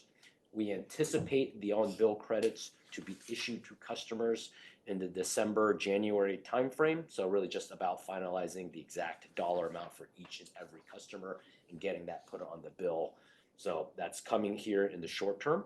And then the $10.5 million for investment in long-term renewables or clean energy investments, that is something that we will bring back to the board at some future state. We are still evaluating projects that are coming in our RFO. There are likely to be a few different options we'll put in front of the board. Depending on what those options are, we may come forth preliminarily to get some direction on what we want to focus on. And then we will certainly bring something to the board for actual approval once we feel that it is time to get an allocation of those funds towards some type of contract. So TBD on that, but we will look to bring that back to the board in the future. You'll see one noteworthy thing is that our overall net position is roughly $30 million shy of where our budget was. And that is really a reflection of higher energy costs for energy hedges, higher REC costs, higher capacity costs. So across the board, we are seeing an increase in energy prices. Not shocking, but we have said repeatedly, it's somewhat historically high volatility in the markets right now, historically high pricing as a whole. Unfortunately, that has continued to increase over the course of the last fiscal year, at least. I guess 2 more slides, actually. Next slide, then. This is just a little bit more context and background on the reserve fund policy. So we originally approved the first reserve policy in June of 2018. That was upon sort of the inception of the organization. We did amend that in January of 2021. We simplified that. We had a multi-bucket reserve fund. Initially, we simplified that to a single reserve fund based off of feedback we received from our credit rating agency saying this is more industry standard, it's easier to understand. We want to see a utilization of a reserve fund really for general credit and work, general needs, as opposed to all the complicating kind of waterfall of the reserve fund. So we simplified that. And in June of 2022, as already discussed, the board approved a contribution of $75 million for that waterfall. Our budget suffices to hit that, so that's what was in there. And then if you go to the last slide, Raisa, this is just a summary table of what our contributions to reserves have been historically. That includes in the 2022 to 2023 line item, you can see there's $75 million, which is what we'll be seeking approval from the board in November. That would give us a balance of roughly $231 million and about close to 32% of our operating expenses. So that has healthily grown over time, though our operating expenses has also grown per my note on energy prices increasing. So that percentage is increasing in a manner that we expect. And then we have just shown a forecast of what the 2023-2024 reserve is that we also had included in the budget approval in this past year. And that is it. Okay, thank you. I'll turn to public comment. Are there any members of the public who wish to comment for agenda item 6? Okay, we have several hands raised online. I'd like to recognize Anne Olivia Eldred first, please. We're going to have 2 minutes for this item. Oh, and did you wish to comment? Your hand went down. I'm going to call the next person in case that was a mistake. Okay, let's recognize Anne. The hand is back up. Good afternoon. Thank you so much. So I'm really impressed with so many of the things that staff are doing, and it's awesome to see us coming out in such a strong position. There's only one item that I'd like us to visit, and that is looking at the portion of the waterfall that goes to on-bill credits. For this year's budget, the board heard the Community Advisory Committee saying that we'd like to have a discussion about what that looks like.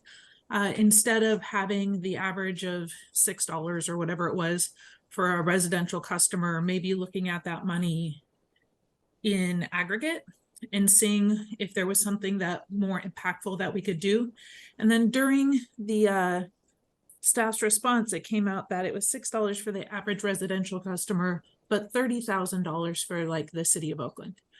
And I have a real problem with representation of this that doesn't show that the people voting are going to be getting a whole lot more money than the average person.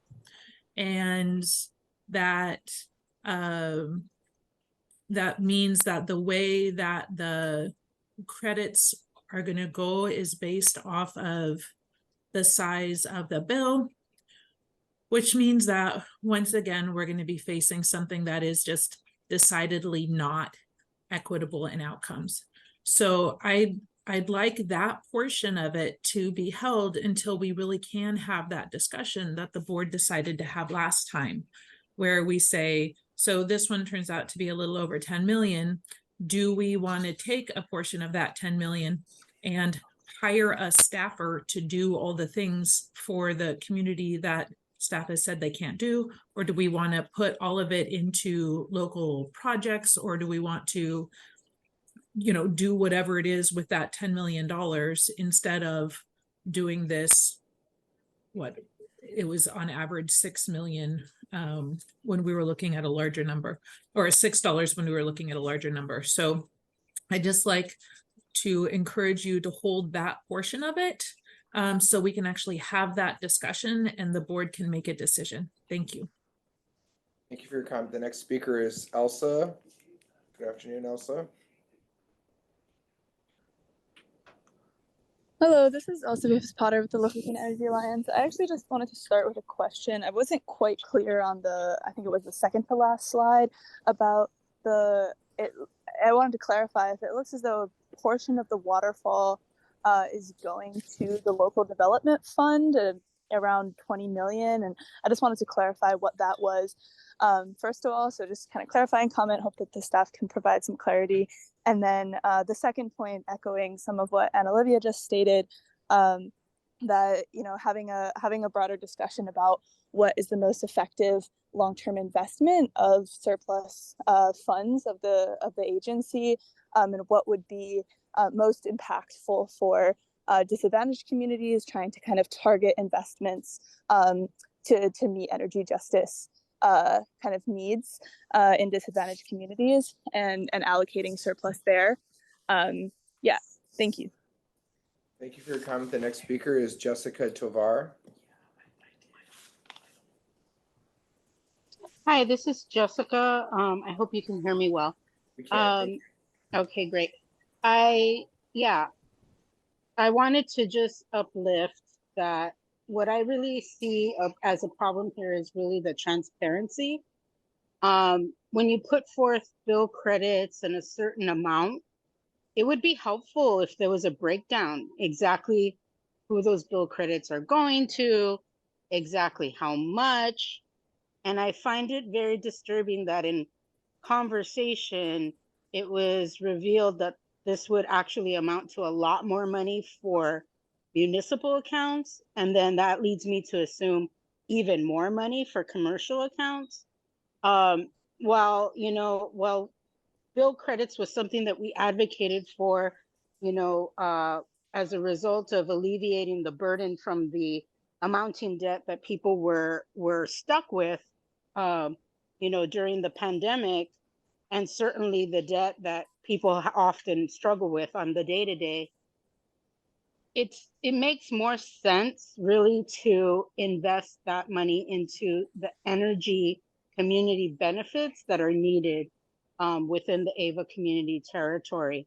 And specifically, it feels kind of backhanded even when you have a local development business plan, a whole plan for how to roll out community benefits that requires funding every year as the agency makes more surplus money, right?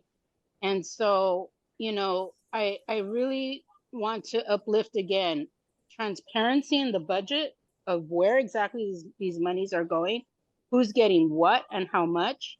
And again, just not ignoring that local development is a priority. And when community people have been advocating for energy resilience hub funding, microgrids of islandable solar and battery to increase energy resilience in the context of all the crises that we're currently living in, it really feels like the back has been turned on community needs, when the whole point of community choice is to have an energy system and agency that serves the people and listens to the people. And so I just want to uplift that. That is where energy democracy happens, is when we advocate for what we need and you respond as an agency to those needs. So I'll stop there. Clean power to the people. Thank you. Thank you. Are there any other members of the public wishing to comment for agenda item 6? Seeing and hearing none, comment is closed. Director, discussion. I would like to just ask for clarification from staff on one item because there's reference to it. So I made a motion with the budget to approve the budget this past year, but it was for fiscal year ending 24. And I've had a chance to talk to staff about this because there was a request that certain amount of money that was going to go back to ratepayer rebates and other types of discounts be held, and there was an estimate at the time only in the budget of what that total dollar amount would be. It was in the ballpark of somewhere between $14–15 million, I believe, and that we would do some sort of programming around that or discussion further at the board about that. I've had the chance to talk to staff about that, and that item is going to come in January for the fiscal year ending this coming June. And there's a timeline for when the actual dollar amount for that gets realized. what I'm seeing in front of us is the budget surplus and reserve allocation from the fiscal year that's already ended with a budget that people approved over a year ago. So to the questions and comments that have been raised by the public about the allocations that are being made, have those already been made by the board's action in the budget approval that took place a year ago? That is correct, yes. Okay. So this comes back to, there's a need to have the transparency that the community requested, balanced with just an education about how this is happening. So because there is so much happening, to be honest with you, in these, especially at this committee around finances. And I just think it's really important that we help advocates understand what decisions have already been made, what decision and where those decisions play out in these items. So for the advocates who are here, I want to thank you for being here. And although I don't think I'm making you any happier with the answer I'm providing, let me not be fooled. The budget surplus and reserve allocation that is before us today is from an action that was voted on in June of 2022, at which time I think all three of us were not, four of us, none of us on this committee were on this board at that time. And so they made an action approving this budget and the allocations to be made. Howard's nodding his head. And so the action that was proposed and agreed upon by the board in June of this year for the fiscal year that began on July 1st of this year and will end June 30th of next year does contain still the hold on that other funds to have that discussion. And the staff have committed that we will have that discussion at this committee in January as an item, and we'll bring it to the board for discussion then. So I want to give that back to the community advocates as information. I know it does not address the concerns you have with this fiscal year's allocation, but it is an already acted upon item, and that's why it's an information item. Staff, is that an accurate reflection? That is accurate, and I would just add the timing is because we want to complete the financial audit, so it seems quite a bit later than obviously when the decision was made, but that's when the numbers are actually sort of baked and we know exactly what we can allocate to each of these buckets. Yeah, so this is tied to the budget, and it's with the fiscal year that ended back in June. Member Anderson. Thank you so much. I have a different question. I really appreciate slide number 5 that did put some dates to some of these decisions that we're talking about right now. And one of them that I was curious to know a little bit more about is the range of the reserve. That 25 to 75% is quite a large range. And it looks like we're projected to end up at 36% here in the year that we're in right now. Could you speak a little bit more about what the thoughts are about what the sweet spot is within that range, or is that? Yeah, and the policy itself is obviously has more details. Right. Part of that detail is that the target is specifically 50% with an upper and lower bounds of 25 to 75%. Okay. It's hard to fit a number precisely, of course, so you do want a range regardless. But also we wanted a broader range because our financials are, a couple of years ago, our contributions to reserves or net position were fairly modest. And just given the energy markets volatility in the last couple of years and rising rate environment, that has increased substantially. So we're in a stronger position, but obviously energy expenses themselves are also increasing dramatically. So there is a higher end number there. And I think we would anticipate coming back to the board when we're at that sort of 50% level to say, how much more do we want to go? We have at least enough direction to say we don't have to immediately make a change to the reserve policy, but certainly in that 50 to 75% range, we would want to seek more direction from the board to say, do we continue to contribute here? Let's better understand the risks of the agency, and is there a bit more precision here that we want to go and target? Thank you. Director Gonzalez. Do we have a working capital target? Not a board approved one, but we run an analysis year to year. And we look at various risks in the market. So yes. Should we have a board approved one? Yeah. Target range. I mean, I don't know that we would want a board approved one. We certainly could. I think maybe this speaks to better information that we should just present to the board on what that analysis is and what our liquidity is in general. There are various buckets, for example, are what we have earmarked for local development funds technically sits within our balance sheet, but we would not go and spend that on if there were any energy markets volatility that called upon that, we would go and seek board direction on something like that. But it is officially from a GAAP perspective, it is in our working capital. Technically, okay. Yeah, so, but long and short of it is, I think it would probably be good and prudent of us to present the fact, to educate you on kind of where our ranges are and targets are for working capital based off of what we're seeing. Other question, just kind of a little bit tangential. How many customers do we have? Ballpark. 600,000 accounts? 640,000. Perfect. Thank you. That's all you have. Anyone else with questions, comments? Okay, seeing none, this is an information item.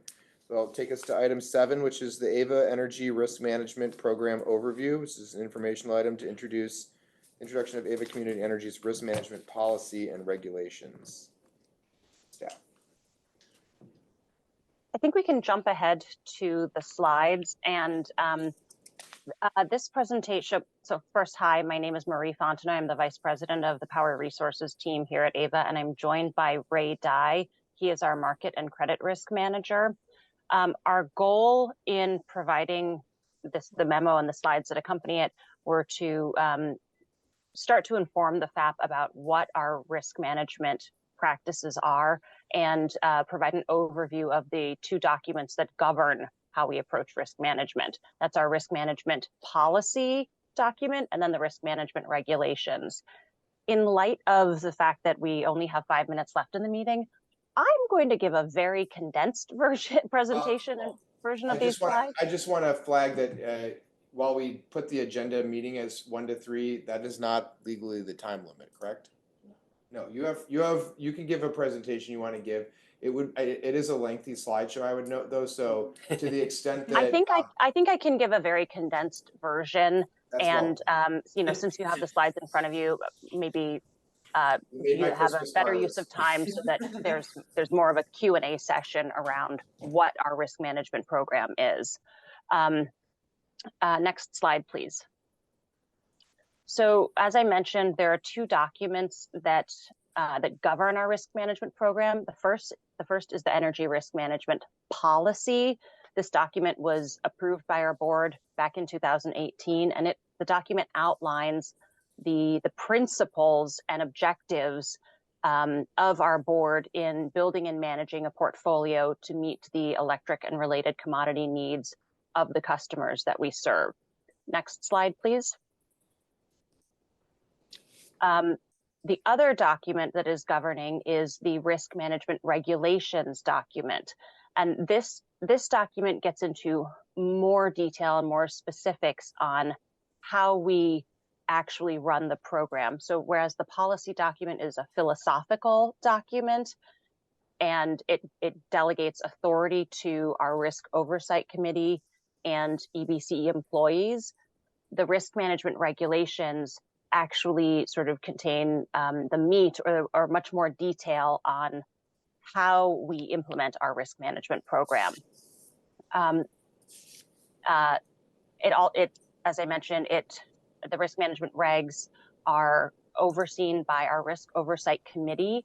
And I will just note that I would describe our risk management program as really being fully launched in 2022 when we hired Ray, when Ray joined our team. Ray has over 20 years of market and credit risk expertise in the electric sector. And so with the addition of Ray to our organization, we have really become one of probably the most sophisticated community choice aggregator in California in terms of our risk management program and expertise. Next slide. The first key part of the risk management regulations document is the content related to energy risk management, market risk, if you will.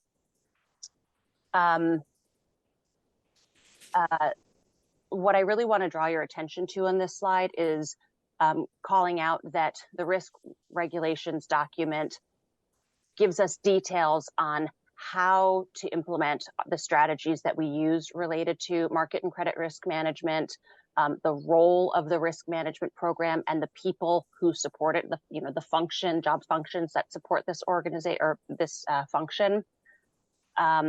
Also the authorities meaning who can enter into what type of transaction. So what product, with the tenor of the transaction, primarily those two characteristics, who's authorized to enter into which product for how long.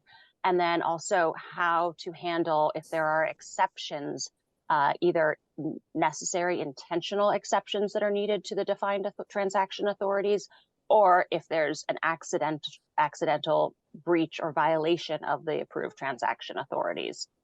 Next slide.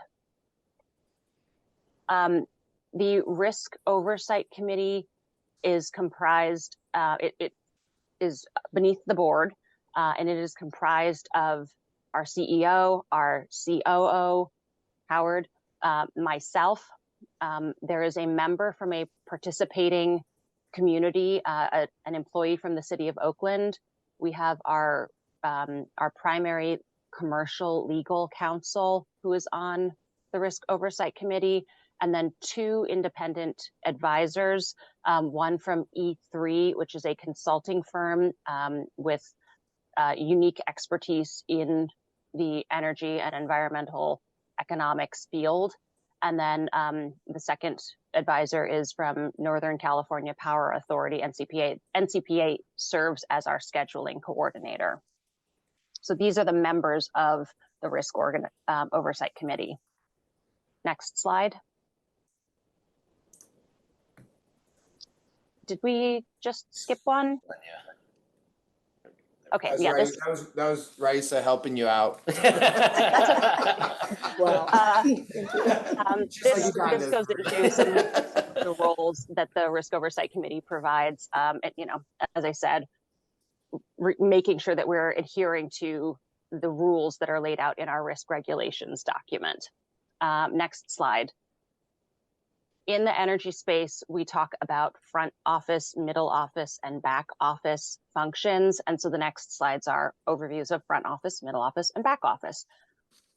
I've worked in energy for over 15 years, and I don't know why we call it front office, middle office, and back office.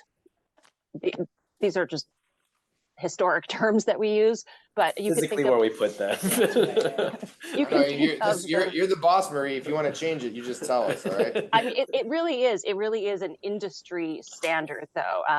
All across the country, people talk about front office, middle office, and back office in electricity and in oil and gas as well. So it's probably something that was inherited from the oil and gas space. But the front office function, you can think of as these are the people that are doing the deals, that are entering into transactions. The next slide describes the middle office function, and that's RAY. It's the market and credit risk function. Making sure that we are abiding by our risk management policies and rules and implementing practices in a judicious manner. And then the next slide should be back office, and the back office function, we skipped back office, but I'll tell you since I'm talking about it. The back office function is the settlement function, reviewing the transactions that were entered into, paying them, making sure that things are settled and paid correctly. Next slide, please. So the other key part of the risk regulations document is related to counterparty credit risk. And so the risk regulations provide standards on how we measure credit risk, how we define counterparty credit risk, what tools are available to us in terms of enhancing counterparty creditworthiness, and what the approval authorities are related to it. Next slide. It's worth noting that we recently onboarded a tool provided by Moody's. We onboarded their risk calc tool, and we're able to use this tool to evaluate the creditworthiness of counterparties, both rated and unrated, in some cases unrated counterparties, to have sort of a standardized view of the creditworthiness of counterparties. This tool helps us in establishing credit limits for the entities that we transact with, what our collateral thresholds can be with each of them based on, the creditworthiness as evaluated by this, rigorously vetted tool. And then we also make sure that we are evaluating the credit worthiness of counterparties, and well, let me say, we make sure that we are evaluating our exposure to different counterparties. So we regularly perform credit risk exposure assessments. And if we establish that we have too much exposure to a counterparty, our exposure in excess of the approved collateral threshold, then we issue mark-to-market calls to our counterparties. Next slide. The appendices within the risk regulations provide details on how to transact different products, like CRRs are congestion revenue rights, what the approved product transaction limits are, how to get new products approved so that we can transact new products or products that were not explicitly approved at the time that the risk regs were initially drafted and approved. Next slide. The next few slides lay out the transaction authorities that are in place at this time. And this goes over 2 slides, but there are 3 primary products that we transact: energy or financial hedges, resource adequacy, and then in a minute, when we go to the next slide, you'll see that renewable energy certificates and carbon-free energy are on the next slide. And so, as I described a little while ago, different people are authorized, or different functions, I should say, are authorized. Excuse me, just one sec. Different job functions are authorized to transact for these different products for different periods of time without seeking board approval, or without seeking approval of a higher up, if you will. So, with regards to energy or energy financial hedge transactions, our CEO, Nick Chassett, is able to transact for a term of up to 60 cumulative months over the course of the next consecutive 60 months. And so practically what that means, I'm sorry, I'm getting a visitor by my daughter who just got home from daycare. I apologize. Why are you apologizing? That's what life is. Sorry. She's going to be scooped away from me in just a second, or she's just really interested in risk management. I think we just need to know her. We need to know her first name. Her name is Nyla. Nyla, we all say hello to you, Nyla. Oh, she can't hear because the She also headphones. likes going by Roy. Okay, you gotta go, honey. Sorry. Bye, Nyla. Sorry. It's a work from home world. We support. As I was describing, so Nick's authority allows him to transact hedges up to 60 months. Over the next 60 months, practically that would never actually happen, because you never really execute a deal and then begin delivery or performance on the contract the next day. So, many of the approved transaction windows are, our ability to actually implement a deal that long is practically limited. Because of the timing of when you execute a transaction and when the transaction begins delivery. But yeah, so Nick, up to 5 years, Howard, up to 3 years within the next 5-year period of time, myself, up to a 1-year transaction within the next 5 years, and getting shorter and shorter down to the product manager within the Power Resources team or the scheduling coordinator.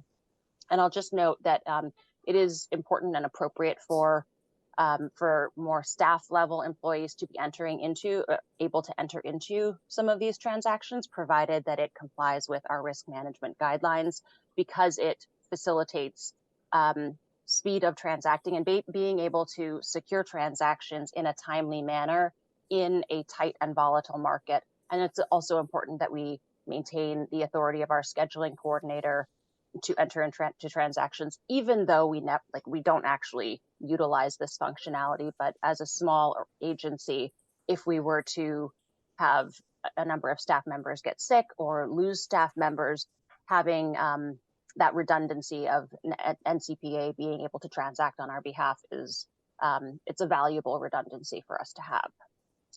Next slide. As I said, this is the same information for as it relates to environmental attributes. Next slide. This lists out what the individual approved products are that we are able to transact. So the first, long-term transactions for energy. This would typically require going to the board. Balance of month transactions for entity. These are shorter term transactions. Day ahead and real-time power transactions. That's our CAISO market interaction that NCPA really performs on our behalf. The purchase of the sale of capacity, that is the resource adequacy product. Next slide. Purchase and sale of physical call options. We actually have not transacted this product of late, but physical call and physical put options. Transmission is an authorized product that we are able to transact, but is not something that we regularly use because we are part of an organized energy market. GHG compliance instruments, and so on. I think that the next slide or two lists out the individual products we are authorized to transact.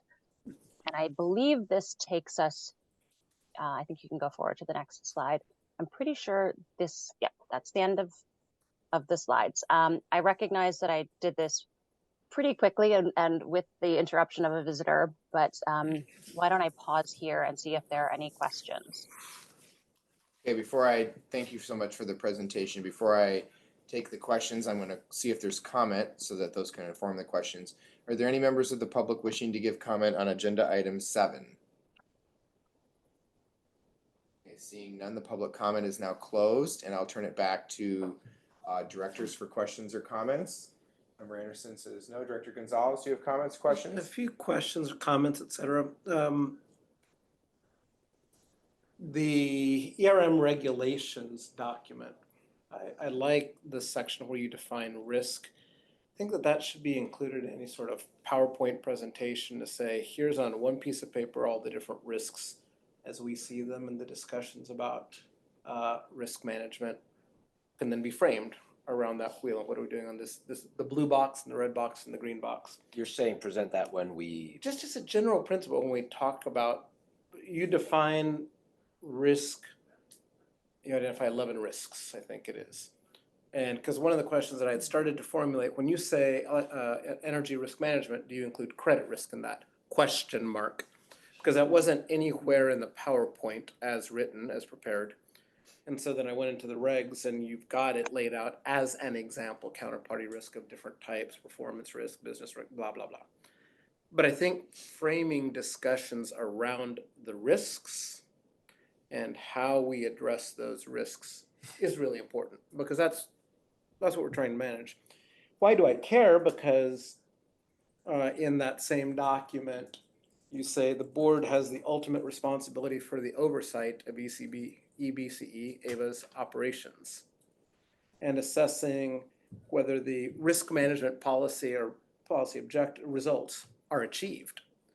And so if I'm really to play a role in assessing whether your risk objectives have been achieved, I kind of need to know what the risks are and what your metrics are for assessing those risks. And do I or any of my fellow directors have comfort in assessing that you've done what you say you're going to do? So I think that just kind of framing the discussion like that would be really useful, because that's probably enough on this topic. Can I respond? You may, Ray, go ahead. Yeah, so our intention is to make several presentations. This is the first one. Our focus is on the delegation, like a segregation of duties. We want to define, let the committee know that we have different offices performing different functions, and also the authority metrics and the approved products, approved counterparties.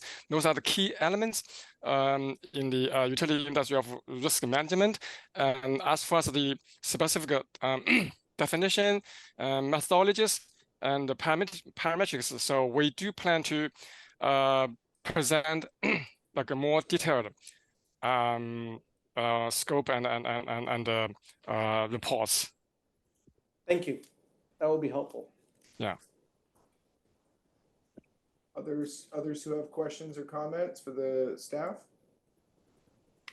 No, I just want to thank you for, these types of policies are actually super important, these risk management program overview policies.